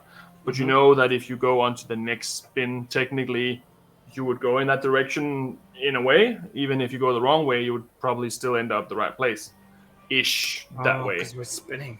Yeah, Far out. everything is spinning, so there's no straight lines in the city. In a sense there is, but in a sense there's not. Are we getting out of the city or hiding? I don't know where we're running. We're running backwards and forwards. And We're anyway, getting out. of the city. It's burning. It's in the sky. Okay. Okay, so Ingwe's going to bonus action, burn a spell slot.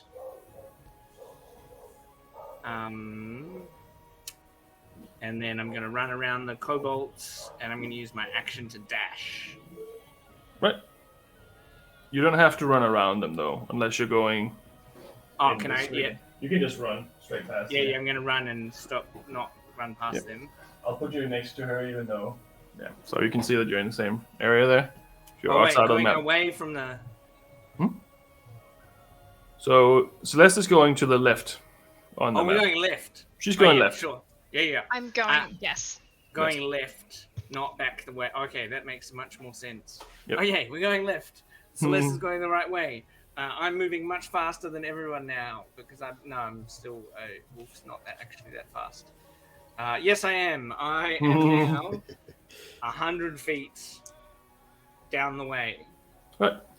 And as you're running through the street, you see all the other people in the city like running and hiding from this dragon, and you just see all this mayhem and chaos everywhere around you, and you can just still feel the warmth and smell of everything.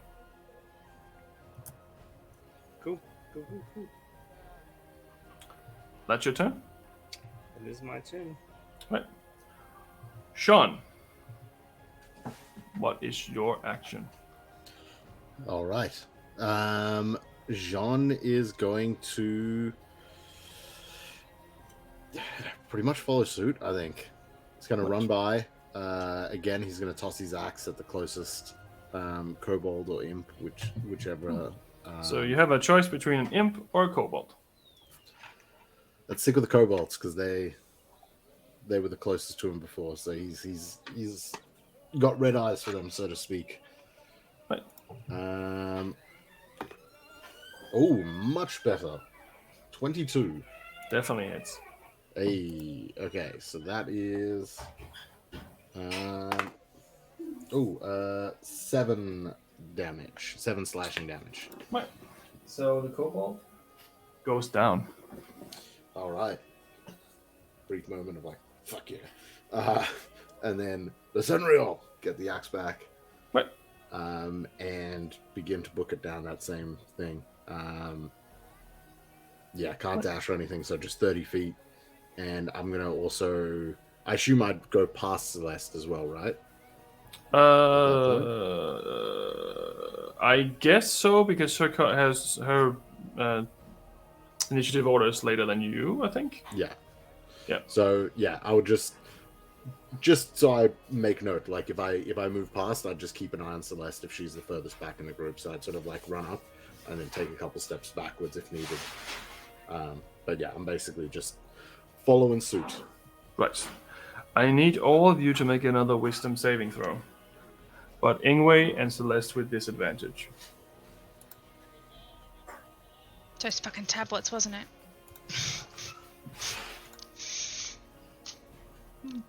Just throw up like I did. You'd get it out.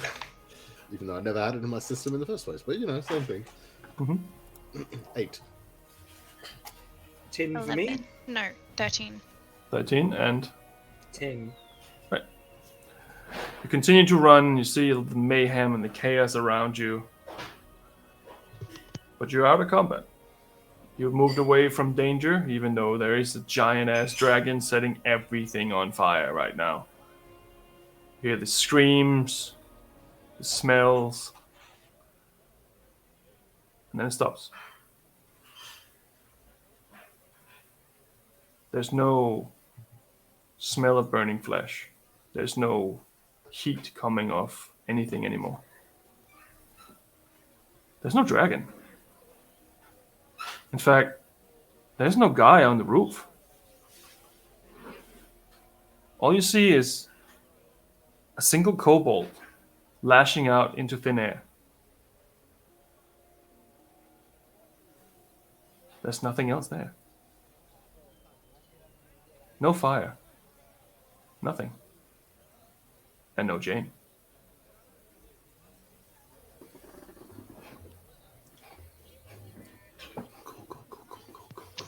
Wait, where are we? Are we still in, like... In the alley. Where you're running towards.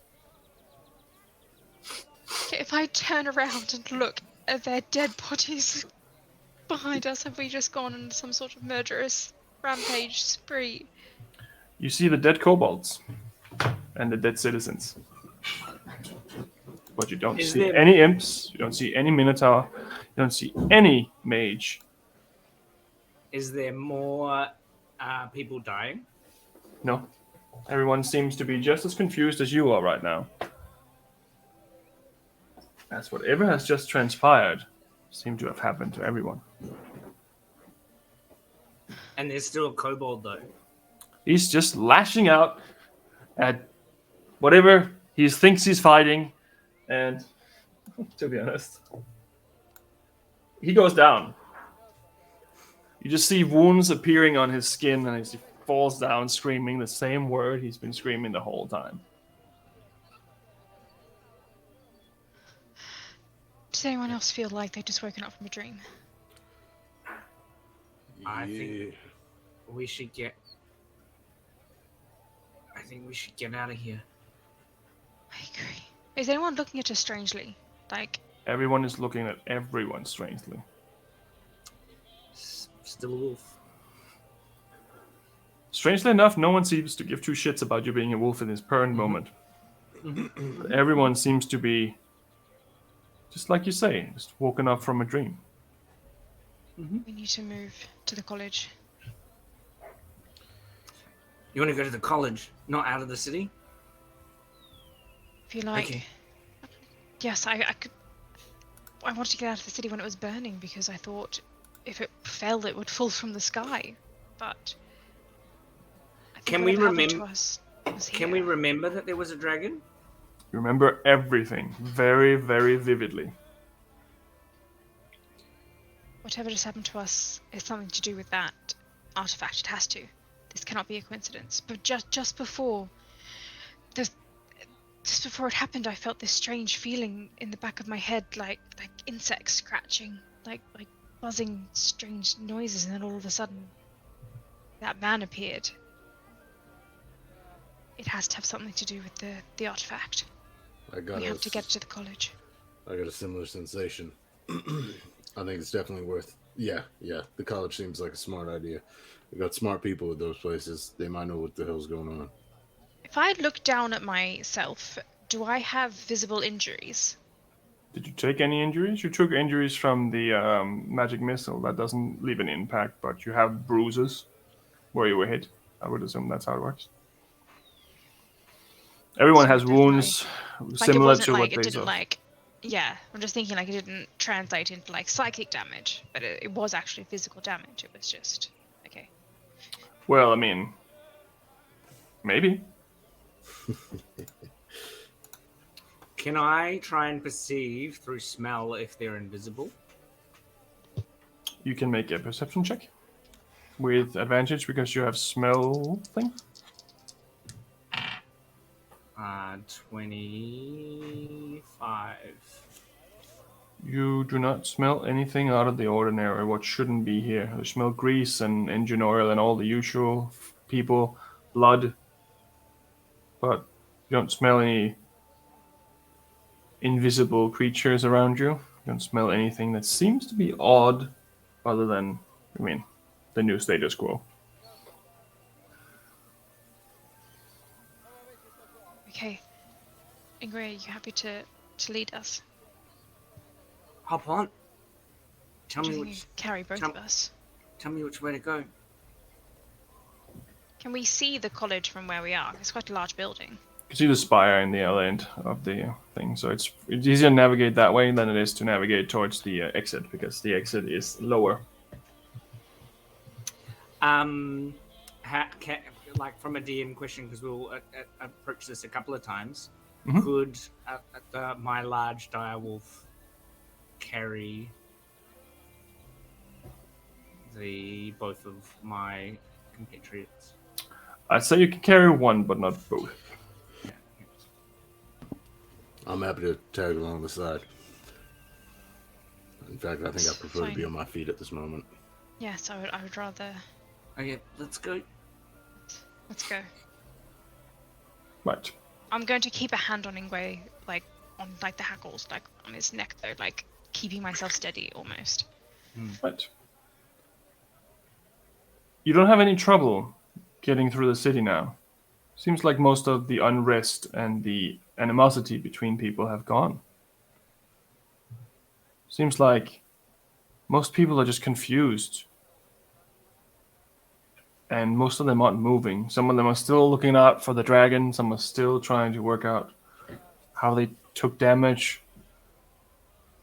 There are still people on the street that looks like they have been killed from something else. But you don't see any evidence of any burning damage. You don't see any evidence of there ever being a dragon. You eventually make it to the spire, where a large group of scientists are standing outside, all trying to ascertain the situation. Most of them well armed with equipment that you have never seen before, seemingly of very dangerous nature. One of them standing in the front row is a goblin. She's wearing a little black dress with little red hearts. One of her arms is a mechanical arm, and she's wearing little goggles and has a lot of piercings. She's wearing a lot of makeup. And she is standing there with what looks to be a crossbow, but with multiple arrows cocked. And she's just looking out, trying to figure out if something is actually there or not. I think that looks like Mana. I think we were told she was one of the individuals to speak to. Yes. Hello. So Hello. Who are you lot? have you seen Jane? Has she come through yet? No. Isn't she with you? She was, but she disappeared. She vanished. We gotta find her. Quickly, we have to go find her. I don't know where she is. Oh no, wait, you can't because we put it in that box. Damn it. Right. You did. We put what? Sorry, I just thought that my friend might be able to locate the object, but we put it in a box so that we couldn't be located. Right. Well, Jane's very timid, so maybe she's at her house. Potentially. Okay. Let's go. Let's go. Come on. Wait, Did you see the dragon? Yeah, I think we all saw the dragon and the giants and the lions, and I think there was a wyvern as well. There was a lot of different things. We're in trouble. Let's go. I'm sorry. Just starts running. All right. Come on. I'll, as I'm running with her, if we're all going, just John's gonna be like, I'm sorry. Although a lot of what you said has concerned me, but did you just say she's timid? Yeah, she's pretty nervous. Like, she doesn't talk to people very much. She's, like, really scared. I'm surprised she even said yes to this. Fucking hell. I don't think that was Jane. Well, she's definitely heading towards the direction of the house where you were before. What do you mean, John? I mean, I don't think that person we were speaking to were timid. When the fight kicked out, first thing they did was run into the middle of the fray, pick up the box. Shit. And when I tried to get them out of there and escort them out, in the hopes of running with, she sent me back to come help you. She said she'd be fine, and then she threw on her cloak and disappeared. Shit. Okay. Sprinting. But everyone is sprinting. Yep. You get to the house as before, and the door is closed and locked. I will drop my wild shape and pull out my twig, Right. and I will cast locate object looking for the iron box. It is on the other side of the door, inside the room.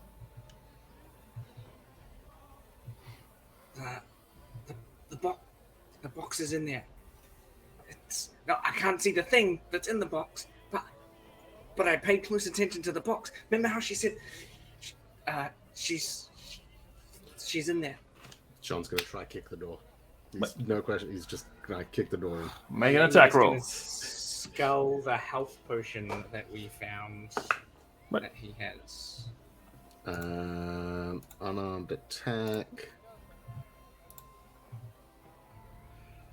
It's not great, but also door, so hopefully 12. You definitely hit it. Make a strength check.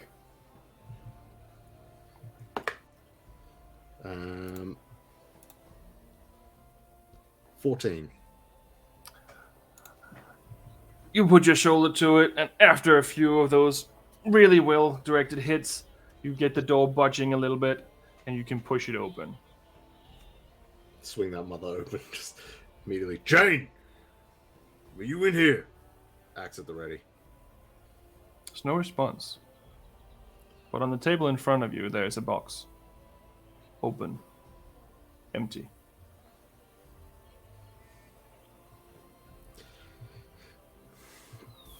Fucking hell. God damn it.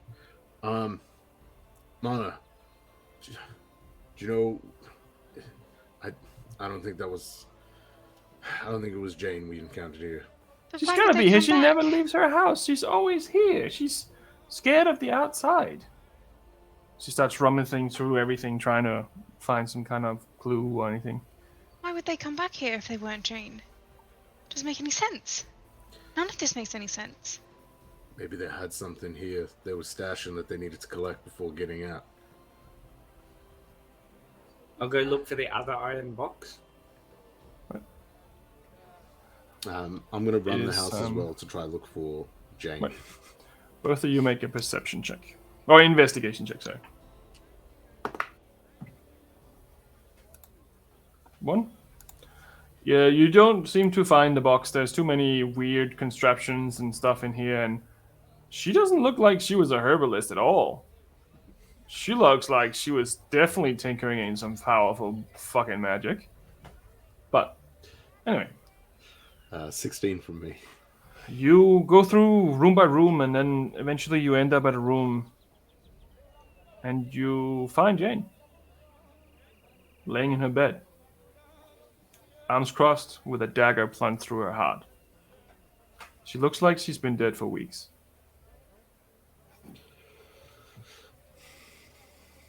I won't call it out. I'll just look around the room, make sure that there's nothing to be concerned about in the area, no signs of this imposter, before making my way back to the group. And then What?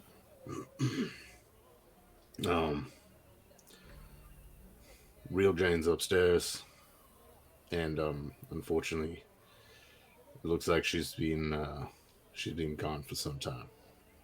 Oh no, she was one of my good friends. I knew Mana it. runs up and starts just holding her hand, and As soon as I knew it. I knew there was something off about her. Damn it. Yeah. This is not a good situation. I don't even know what to do. Sean, you hear a voice in your head. Sean Wardensfall. Thank you so much for your assistance. I really couldn't have done this without you. I just want to say thank you to you in particular. I am going to take pleasure in screwing with you from now on. Have a nice day. And it doesn't sound like Jane either. It sounds like a male voice. I throw my axe across the room, just immediately and angrily. Fuck! What? Seems the Stormlord was a hoax as well. And I have a feeling whoever they were associated with our imposter friend. What happened? Well, they were encouraging me in the fight to go back and leave Jane to run. And the voice now may have just said they're gonna have some fun fucking with me, essentially. Did you recognize the voice? Does it sound familiar? Does it? Do I recognize the voice? No, you have not heard this voice before. No. No one I've met. Not that I can recall. They had to know you. Somehow, if they knew your name. We didn't introduce ourselves to anyone in this city before we came across Baal, and... Yes, you did.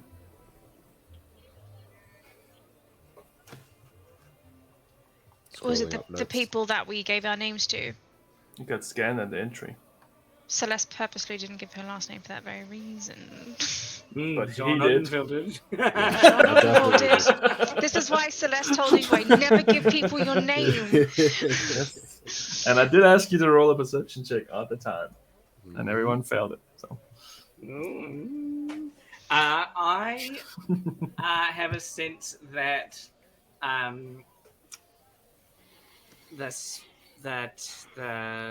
my telepathy works within a certain range. So I'm going to go outside and try and see a person disappearing after being mean to John, because if they sort of fight, if they encourage John, they have to be watching. So I'm going to try and look for the person watching us. Right, we can make a perception check.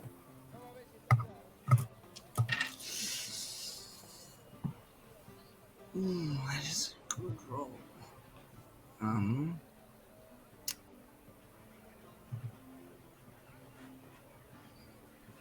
22. You are confident that no one is watching you. Everyone is tending to their own. The automaton gods have been deployed to help with whatever is going to happen from here on with the cleaning and with the helping and with the maintaining of patrolling. But there's no one currently watching you. You are dead set. Are there imps still in the sky? Nope. But they did all fly down and attack you to what you could see to a certain extent. But they're not there anymore. And have we seen the imp bodies? Like, there was no imp bodies. There was kobold bodies, but not imp bodies. From Nope. what I saw, though, when I killed the imps, they disappeared. Every- Like, vaporized. Yeah. The kobolds got torn apart, but the imps just vanished. So Leslie's going to pull out a chair and sit down and kind of just like place her head in her hands and just go, this is the worst kind of manipulation. When they get into your head, they make you believe things that aren't true. It's so frustrating. I One understand place that that. you think you're safe. Yeah, I understand that, young lady.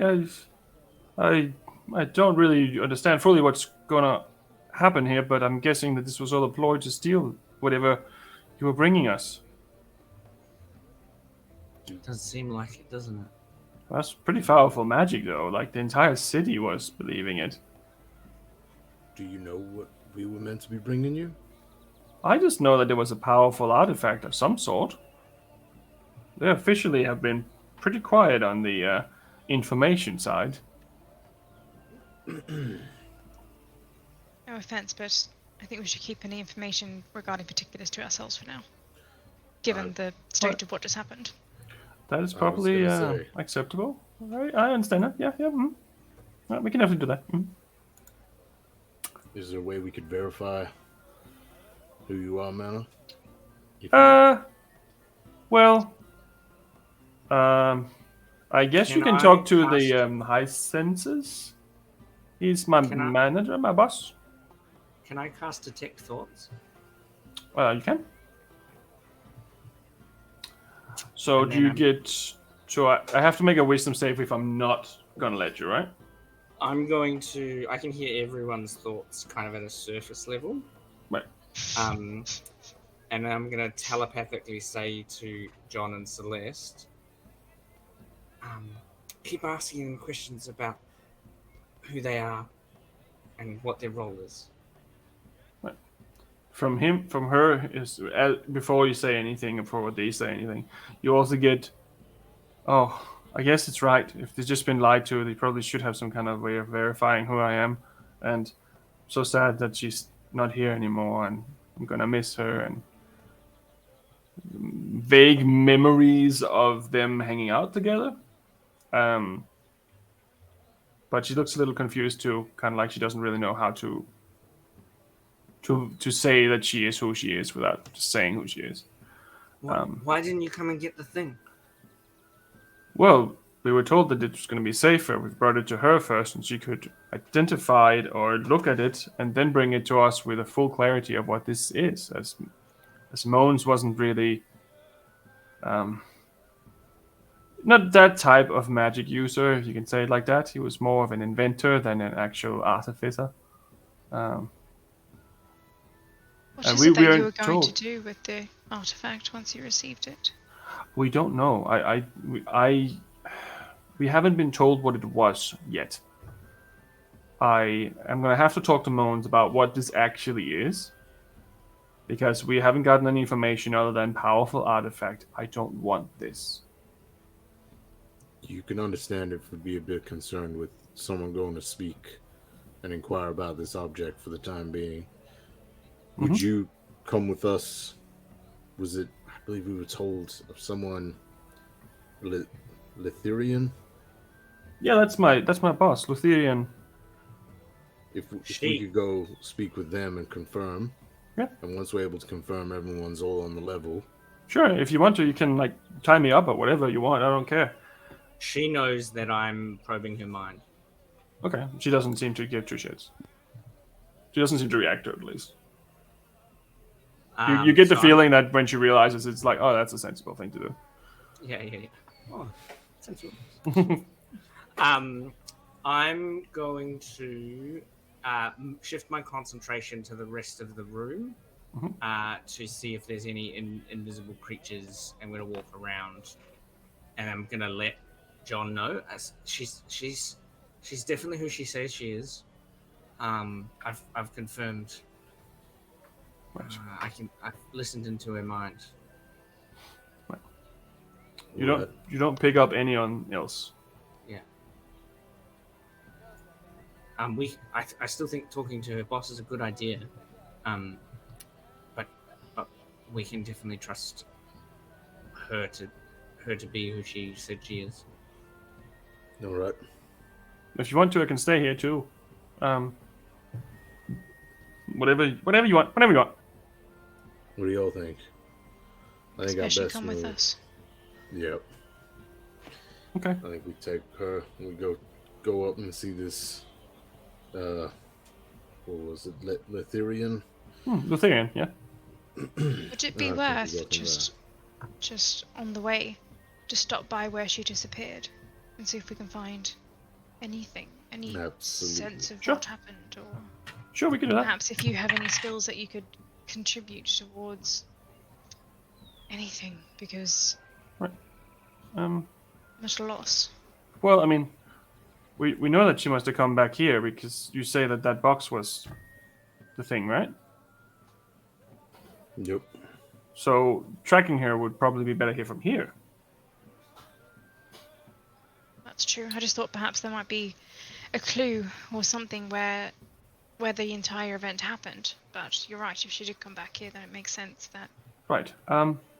Let's fan out and let's have a look around and see if we can find any sort of hints. I know her pretty well, so I would know if something is hers or not hers. Right. Let's do that. And she starts rummaging through the living room, looking for papers and hidden stuff. And you can all make an investigation check as well. Ingue, you know how much I admire watching you work. I'll just stand here and watch you have a look around first before I go and have a poke through myself. Get Are that you giving me extra inspiration? D6. Yes. I'm also going to cast Detect Magic. Right. Oh no, that's a 12. I thought it was an 18. What excited. And I'm, instead of looking for clues, looking for weapons. Okay. Well, Mana's weapon is definitely magical. She's wearing a few things that are magical on her. The room itself doesn't have anything that is specifically magical, but you get a vague aura from underneath one of the carpets.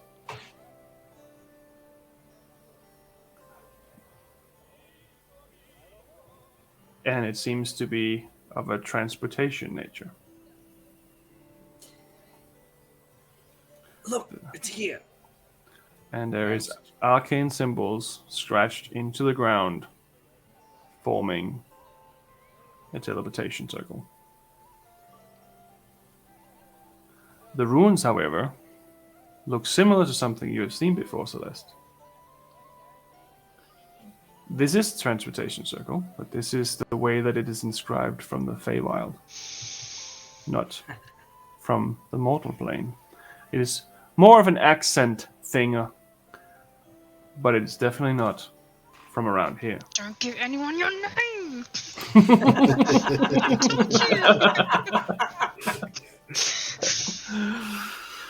Yes. And that seems to be recent. And there is no way I would be able to ascertain where this leads to, like from this end. Like there's no, it's like reading the runes or symbols, there's no way that you could ascertain. Make an Arcana check. Okay. Sorry, I'm just quickly writing out these notes before I forget them. Fair.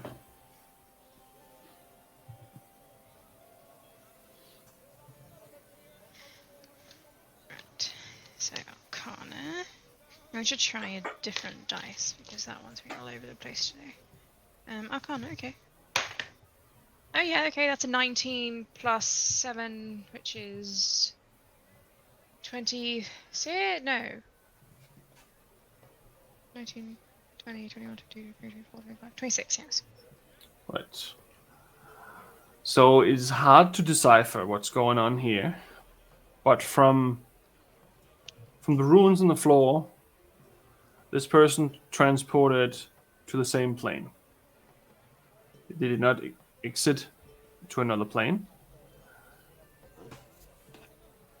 And there is a little bit of water around the ruin.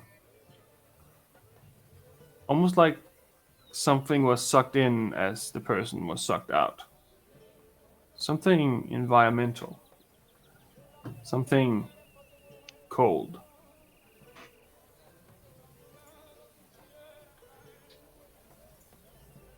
I shall relay that to the group as I am kind of tracing my fingers over these things, just like saying it out loud as I'm coming across it, just musing. Right. And this common that sometimes when you do use a teleportation spell, that tiny particles come backwards as you go the other way. Touching the liquid, is it water? It is water, but it is almost solid ice. It is just it's just a point where it is between being ice and water, and it is cold to the touch. Ice cold. If I smell it, does it smell like briny or anything? No. It smells like fresh water. Fresh mountain stream, glacier. Glacier water. You know, John, Ingue. You remember how we said there are not very many coincidences that are actually coincidences? Yeah. This water was frozen when it came back through the teleportation circle. Do you remember when you spoke about what that voice said to you the first time it spoke? Sure. And the Stormlord is commonly known to be the patron of the North, essentially, in icy tundras. I think I see where you're going with this. I mean, So if I understand, coincidences. yeah, with what I understand of this, what you're saying, they basically were able to get there. Or, I mean, who knows where exactly, but shit, that would make sense. If it's, you know, a patron that they're familiar with, I suppose, you know, going back home, as an example, might make sense that they would draw on things that they knew were familiar in order to get inside your head. Mr. John, did you recognize the mage on the roof? Nope. No, No. I didn't.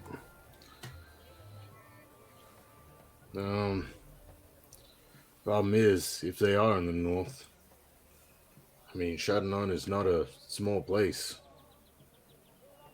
Nor is it close.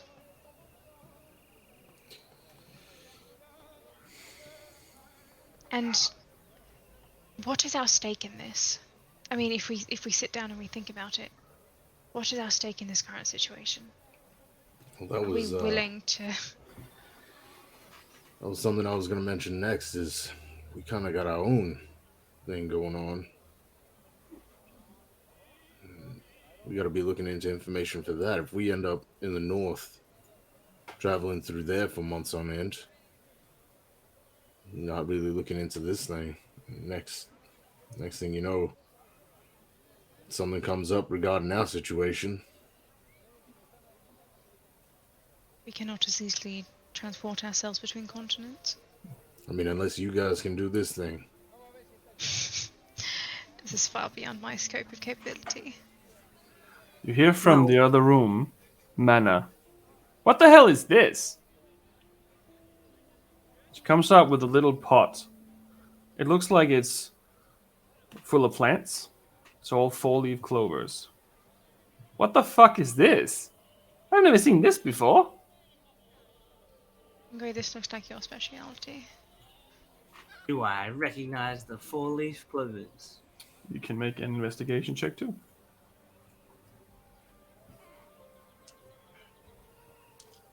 Celeste will also just have a think about what it Sure. could possibly mean. Go for it.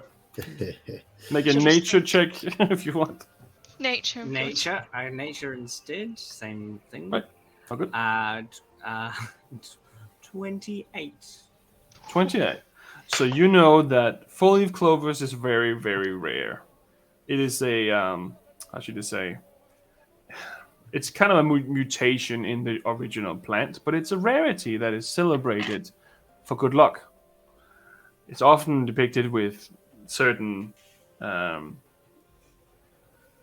certain symbols of luck and favor, and someone giving you a four-leaf clover means good luck and that kind of stuff. But it's also used as an ingredient in some sorts of spells. You're a little unfamiliar with the nature more than this. It seems like it's not a native plant to this area. It seems like this is a variation of it. It has slight variations in the plant from what you've seen. And you Does know it smell that like something in that thing that we had? no, it does not. It seems slightly alien to you in the way that you know plants really well. This doesn't seem to be from around here. And Celeste, you rolled what? 19. 16 So- plus 3. The one missing part here that Ingue has a little bit of a trick seeing because of the way that he perceives things.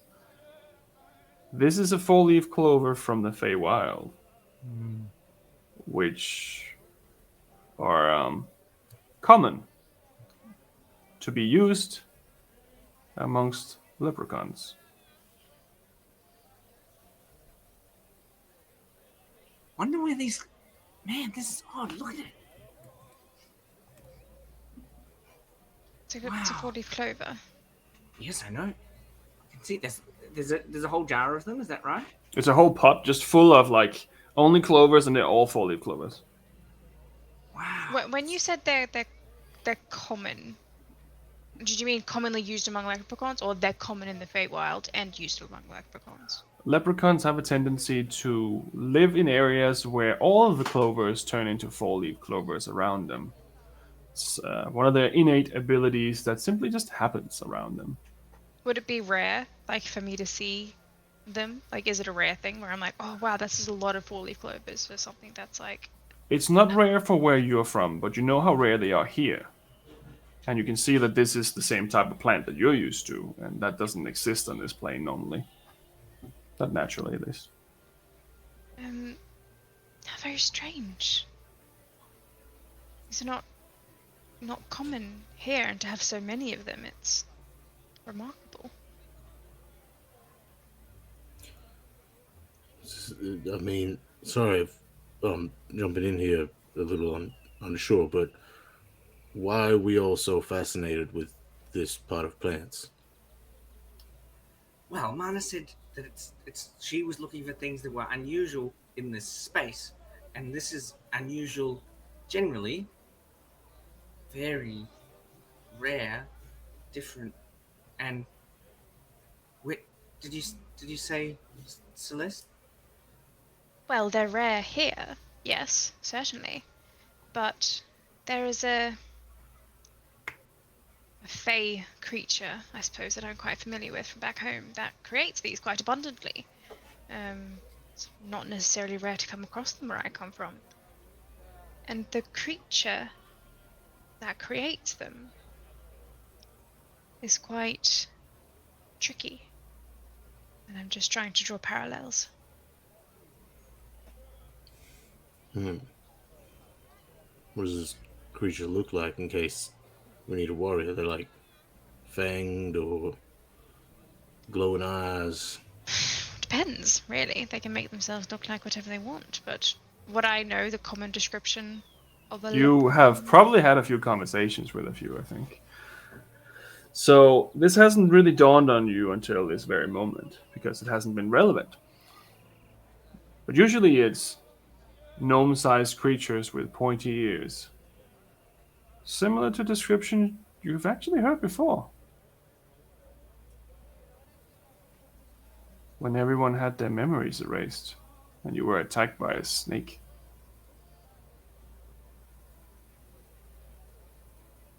Am I really dumb? I don't remember that. Remember that you got hooked up to going into a what's it called? A well? Yes. And everyone had trouble remembering what happened up until the point where they have been instructed to tell everyone All not the to go other into the people. city Yes. because all there the was a soldiers. plague. Yes. And one of them back managed to then. break it and say that he talked to a short little guy with a top hat and pointy ears. That was like episode 4 or something. That was Yep. ages ago. Yep. So, Miss Celeste, I know you think this is just a job, but I think that the magic we've experienced is the same as the magic in that village. It's the same. And then, did I see? You know, when we looked, did we see? Was the short guy with the people that left the horse? You never seen him. You didn't see him. It's not necessarily that I think it's just a job, Ingue. I'm just trying to formulate priorities in my head. Because if this instinct that I'm currently feeling in the pit of my stomach is a lead, then we have to travel a very long way to follow it. And I'm just worried that our other job is quite important from what I have gathered. You know, end of the world, preventing doomsday, things like that. But that,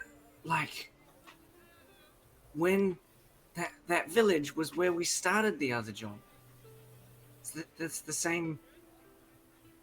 The same. They killed everyone to try and find the orb. Remember, they were killing and they were torturing him, and they said that there was I can't remember, but they were talking about the person that was exiled from my community. Right. So we don't have many leads for this, but we do have a lead to follow the water. Potentially, right now it's just a feeling. It's just me trying to piece together bits of seemingly disjointed information to form a tapestry of at least an idea. I'm not suggesting we board an airship to Shadownon tonight and follow this. I'm just trying to piece together a puzzle.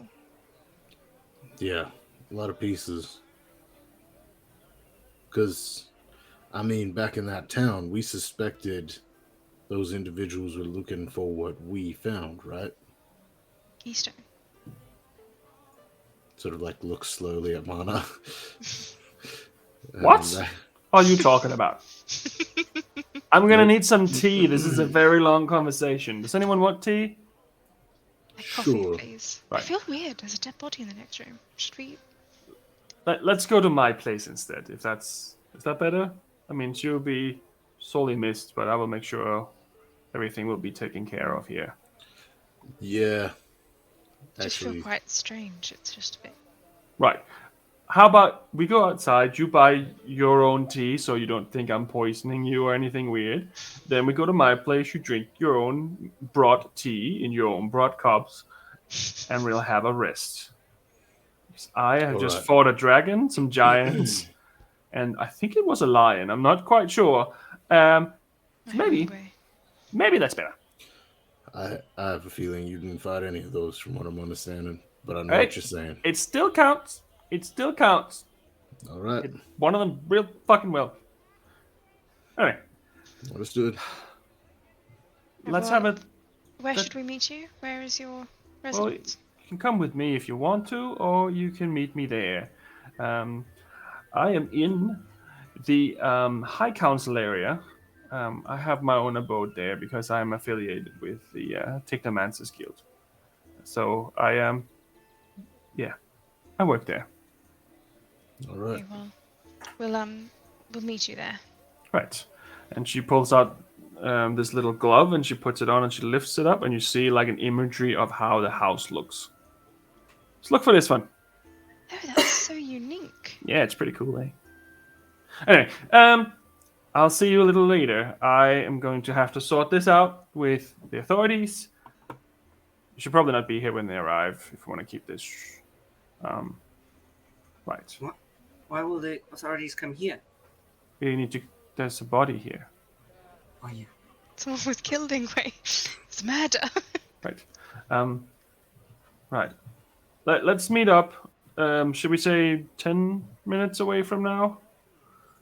I'll get my boss to come and say hi as well then, so we can sort all this out. All right. Okay. Right. And I'll summon Moens as well, I guess. If he's not dead. Yeah. Right. And she gestures towards the door. Walk out onto the street, and I'll kind of just hang back with these two. Just as soon as we get to the street, just really want tea. I was just thought, more tea she's making, more time she's out of the room. But, I mean, if you want a coffee, we can go find one.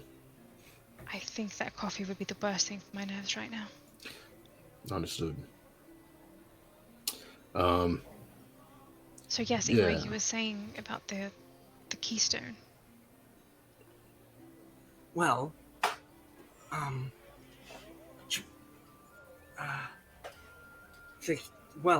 the creature that changed everyone else's memories, that was describing, the guards were blocking the town. They were outside the town, and you spoke to them, and they said, Slapped them. yeah, and they still kept saying the same thing, like on repeat, and they didn't fight us, and then they just said that you couldn't go in because there was a plague, and there wasn't a plague.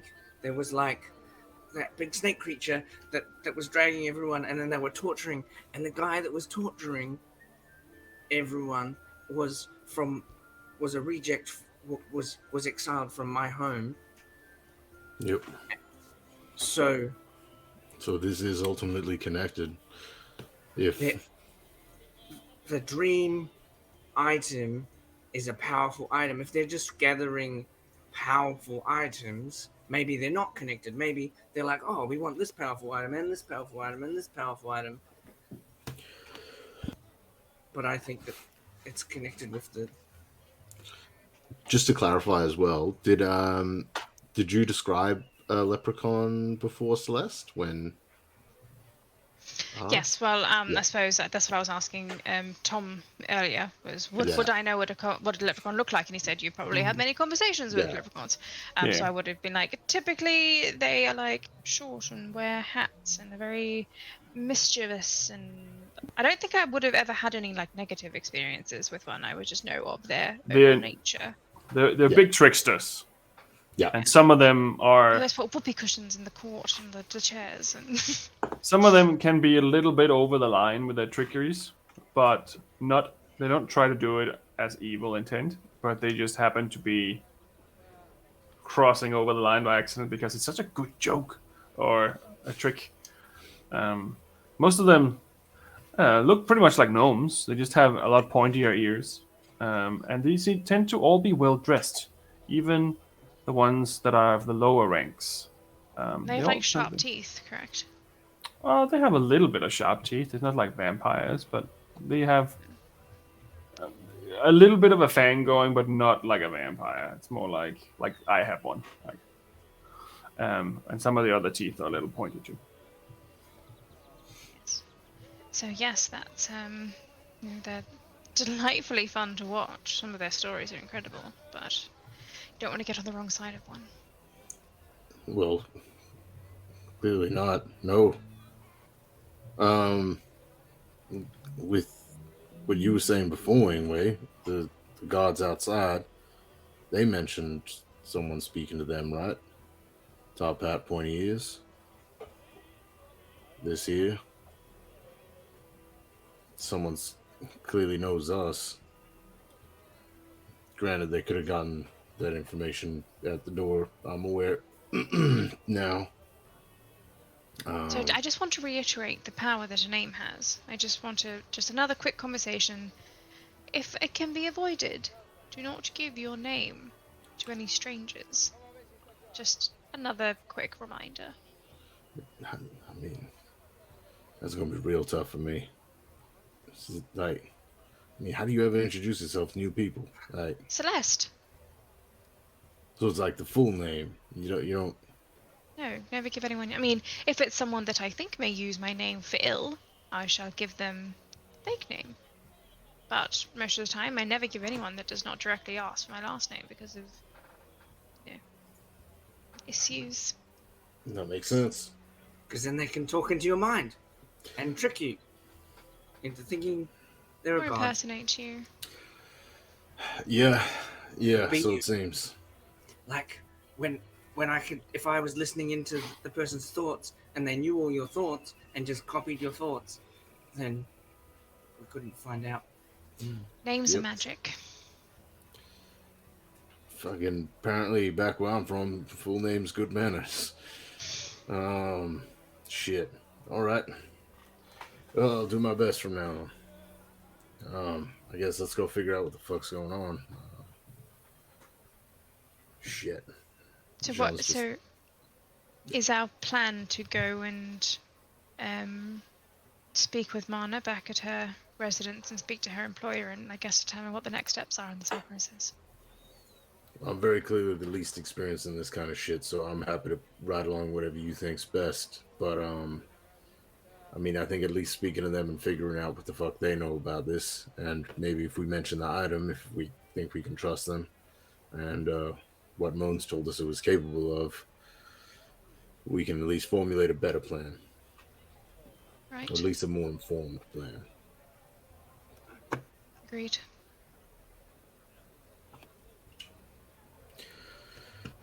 All right. Off we go, I guess. Right. So you're heading to her house? What? It takes a little bit to get there, but you have no problem finding the house. The council grounds are mostly council grounds. There's a few humble abodes there. One of them is a large purple tower with white stone. And that is very similar to what you saw. And the door is closed, but there is a little, what do you call it, like a little door knocker made out of roses in brass.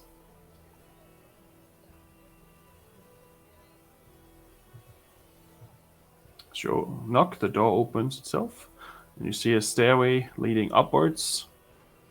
And it's a very thin tower. Almost enough room for two people to stand next to each other, but almost not.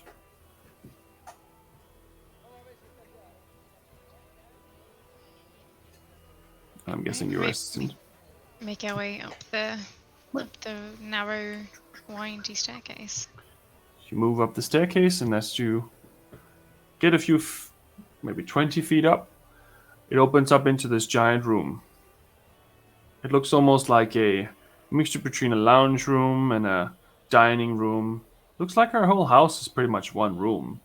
And there's a bunk bed in the corner with 3 bunks on top of each other. And she's standing there already, wearing an apron, and she's baked some cookies. Please come in and have a seat. My boss will be here shortly. And I hope that you had some tea or something. If you don't want to eat this, I understand that too. After everything that happened, we don't know who we can trust. But if you want to, you can at least smell them. It's been a theme lately. Things not appearing as they are. Well, that is the world of magic. They look lovely, and I'll certainly have one. Sure. She gives you a almond cookie. I'll boil some tea Almond? for us all. Sure. And she sits down with you. Sure. My bad. Sorry. I just said we spoke about almonds. It was just Foreshadowing. But she sits down with you, and she has a cookie as well, and she shares a little bit of information of what happened from her end and how they were fighting all these fucked up, weird creatures. And after a little bit, another 3 individuals join you. One of them looks like he's very fancily dressed, and he has like a ledger under his arm. One is Moans, and on the other side there is another man that you haven't seen before, who seems to be dressed mostly in black and purple. He seems to take you in with his eyes and assess your character. Doesn't say anything. He sits down next to Mana. The guy with the ledger sits down at the end of the table and introduces himself as Luthorian, the head of the science department in the Texomantis Guild. I've heard that you had some issues bringing this artifact to me. Is this correct? I mean, that seems like an understatement, but yeah. That's rather unexpected and unfortunate, but I hope that you are right. Appreciate it. I've talked to Moans here, and he seems to have explained a little bit more details, and has shown me some of the notes that he has found and made. Seems like it's very important that this artifact does not get in the hands of the wrong people, which I don't even know if they have already. As he mentioned to you, it seems like this artifact itself can bring things to life in other people's dreams. But what he failed to note is that it can also bring things out of dreams. So if you dream something, you can take it out of a dream. Which technically means that if you place yourself in a dream state, you can literally do anything. That's very unfortunate, and we don't want this individual to capture all 3 of these pieces. So I was hoping you would help us get this fucker back.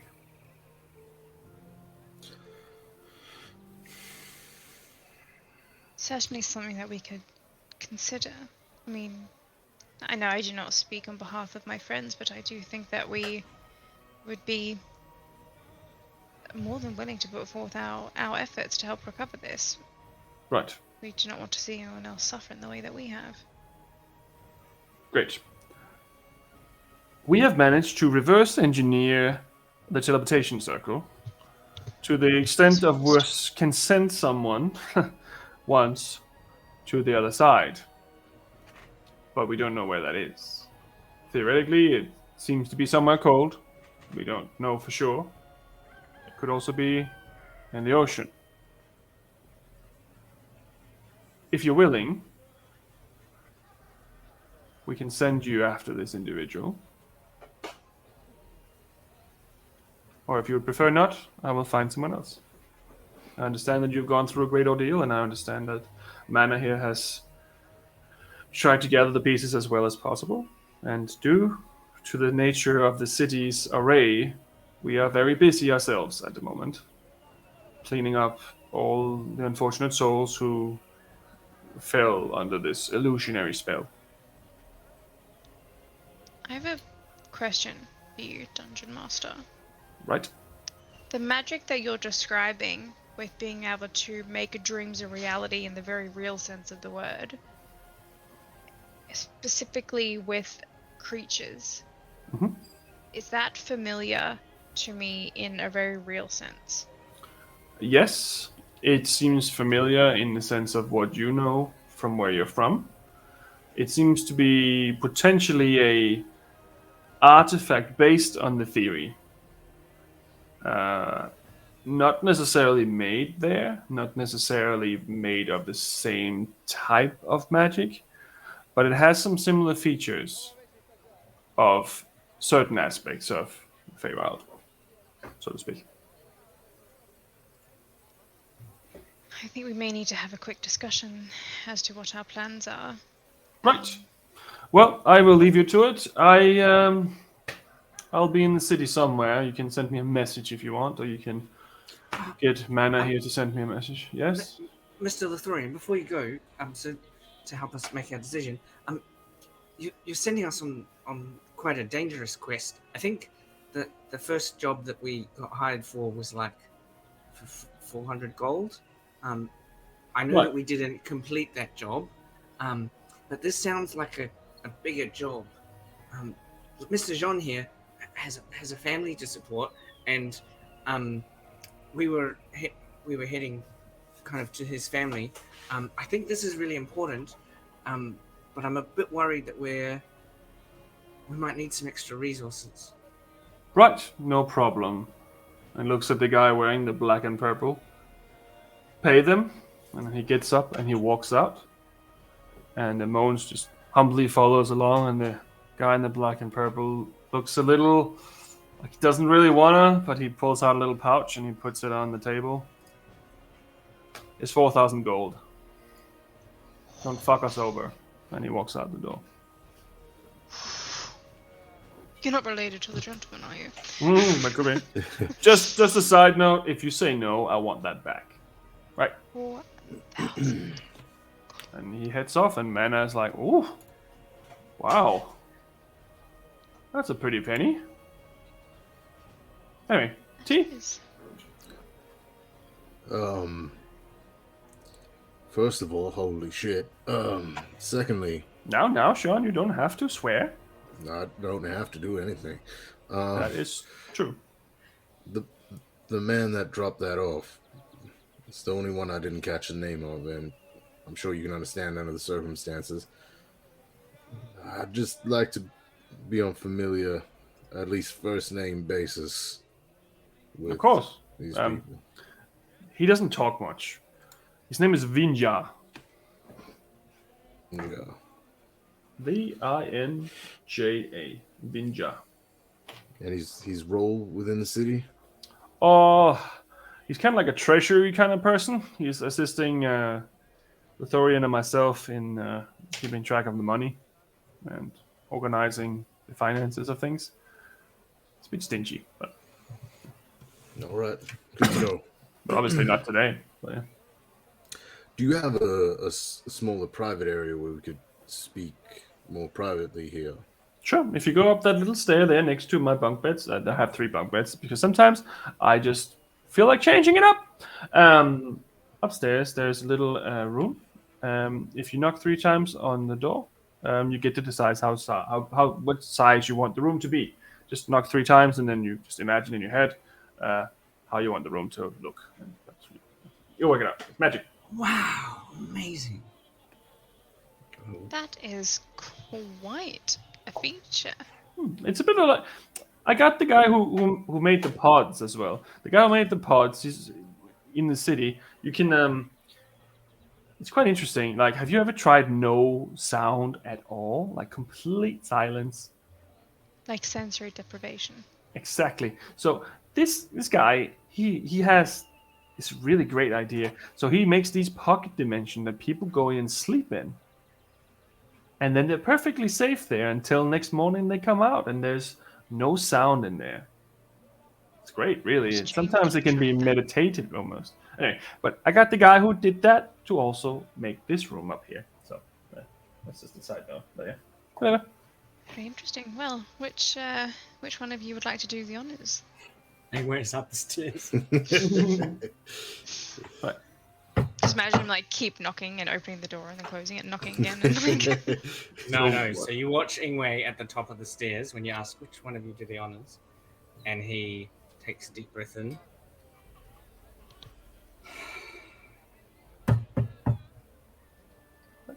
Welcome to my home. He opens the door. And would you like to describe it? So as you walk through the door, it's like you're walking out of Ingwe's bedroom. The door is like out of his bedroom, so we're all squished into the inside of a tree. And so you see kind of, it's all wood, but it's an odd shape of wood because it's grown around like the inside of the roots of a tree, but all very clear, kind of, there's no gaps anywhere except it's very bumpy along, and the floor is like a mossy dirt as you walk in, and kind of everything's just made out of the roots of the tree. There's a large table in the center of the room, and then kind of not very well played out, like it's Ingwe's thoughts of his home, the doors don't open or anything like that. But kind of cubbies along the set, and then corridors going up, so into the like a door that you've just come out of. So we're all going into everyone's private space in this the center of the tree. Right.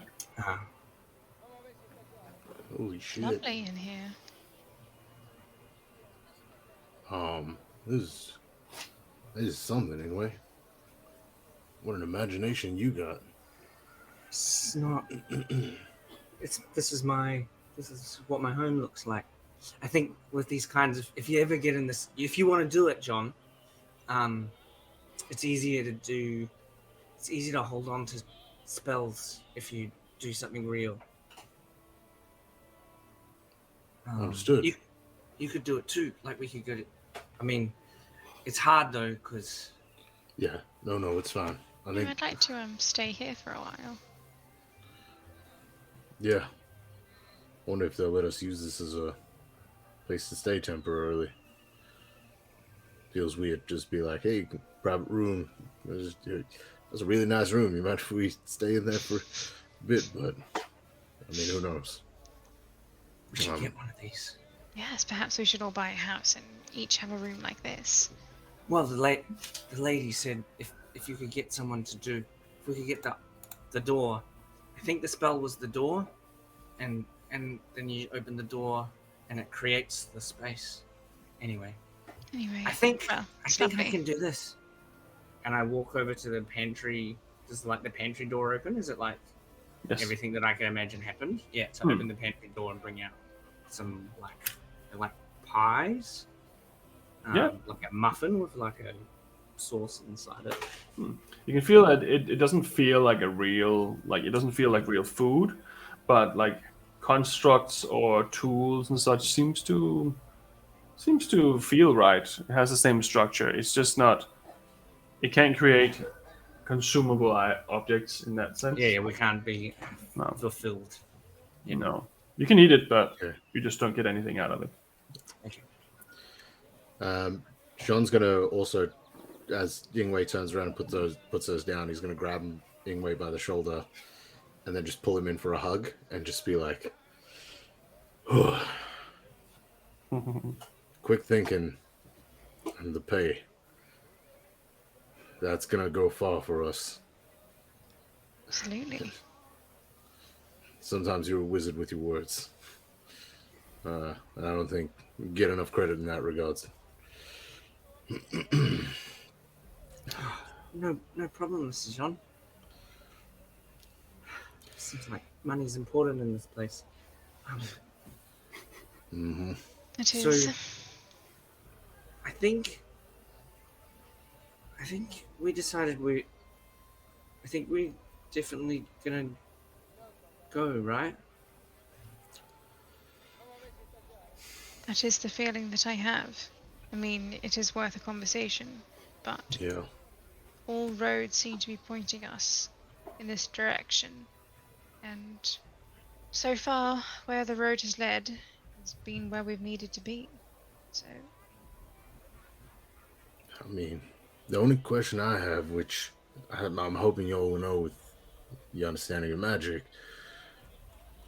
I mean, they said it could be out in the ocean, right? That was a possibility.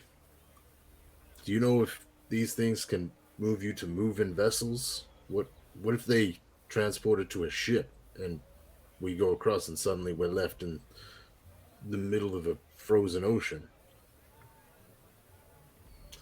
I don't really know because the one that I do is a tree. I haven't figured out. I've been remembering the trees of everywhere we go because once I work out how to do it here, I just go to the tree and you can't. Oh, imagine a tree on a. Oh, that'd be cool.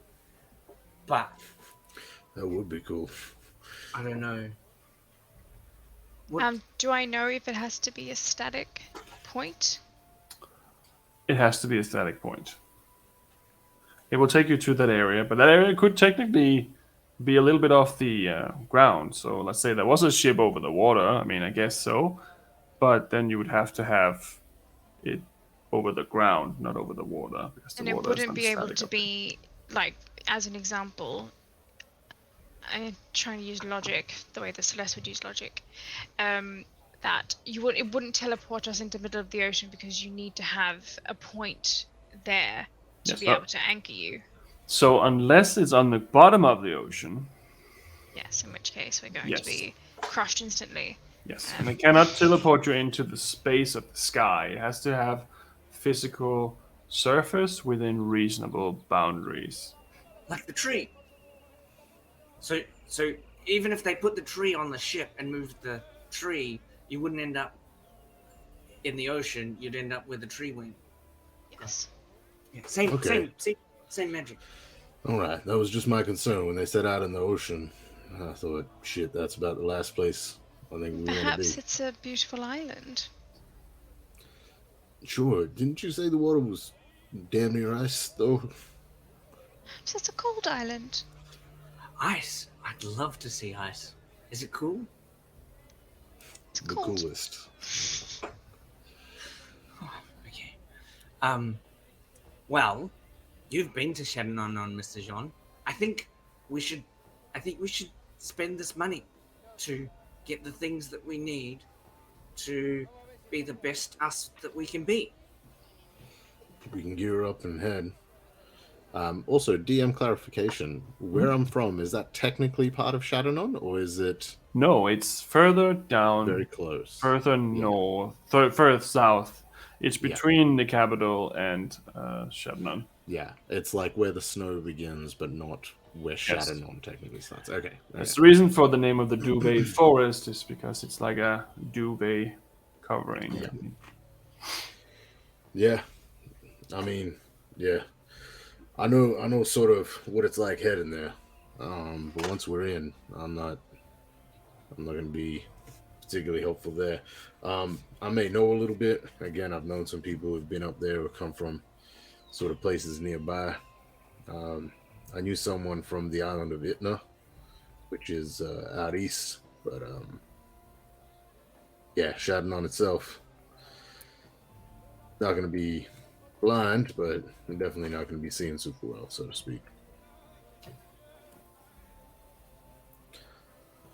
And we can definitely stock up. I think that's a smart idea for sure. Absolutely. Should we we talked about telling them about the tattoos and do you think we should tell do you think we should tell them about the tattoos and the Not these individuals. Not yet. Okay. No? So we're in agreement then. We'll step through that teleportation circle and just face what's on the other side, I suppose. All right. Okay. When do we want to go? I guess we can. Yeah. We can stock up best we can. Hopefully the city's not in too many shambles and there's still some stores around. Get a good night's rest and off we go. There was no structural damage to any single building. Yeah. But even the people in their confusion, I was concerned some people might. Yeah. Just like, dragon, start looting. People running into buildings and that. I do, should we do that tomorrow, do you think? Maybe give everything a chance to settle down, and I do quite like it in here. I do like the tranquility. And buy supplies. Oh yes, that's what I mean. Once things settle down out there and things return to a semblance of normal, perhaps tomorrow we can venture out and find what we need. Okay. Heading. Should we tell Mona a time so that they can be ready? Sure. What if we head out 2 o'clock? I've never been shopping before, so you tell me how long it's going to take. I'm just worried that if we need anything custom created, which I mean I don't think we will, but potentially we need time for that. If they're able to have someone ready to send us at any point during the day, we could just inform them that we need to get stocked up before headed. Maybe they'll have someone there who can wait just in case we finish early. We don't want to be sitting around for 2-3 hours, and then next thing you know, we get there, we've only got 2-3 hours of light. Yes, very true. All right, let's go ask her, I guess. What? Sean's gonna go open the door and What? let them past. Yeah, and you can feel its sensory system adapting to the two different places as you walk through the door, but in a pleasant way. It's like if you're feeling pretty nice and then you walk into a cooler room, you just adjust for 2 seconds, but it's not bad. And she's still sitting there eating some cookies. As the other two make their way down the stairs, Jean's going to pause for a moment as he closes the door. And he's just going to think about what Ingue was able to do. Mhm. And he's going to dive into his memories and try remember a moment of him walking through his front door and seeing his wife at the table. And he's going to just gently knock 3 times. Mhm. And try creak it open and see if there's anything. So the surrounding area is as you remember it on the day you left. It's clean, it's tidy. All the tools of hunting and gathering is all lining up on the side. And your wife is there. But she's shaking her head. Just takes a deep breath as a tear rolls down his cheek. Closes the door. Right. And continues down. And that's where we'll leave tonight's episode. Sweet. Broken my heart! About to go on a Oh. big, cool adventure, and you're like, I'm going to see my dead wife one last time and give everyone emotional damage. Emotional damage. I expected it just to be like a big room, and then Yeah. when Ingue turned around and was like, "Oh yeah, my home," I was just like, "Oh no, oh Well- no, all right." Ingue was getting ready to be like, you know, the sad part is the people aren't there. Like, that was Ingwe's feeling, like, was looking up at all the different rooms, being like, I wish Mum would come out. Be like, John, the people will never be there. And then that people were there. Damn you, Thomas. So, sorry. This is very, very strange, but I'd like to point this out. Not a single one of you did any physical damage in combat towards the illusions. Mhm. Or you would have had a shot at knowing. But the only one who did any damage was Celeste, who cast an area of effect spell, which doesn't really set it off. Nope.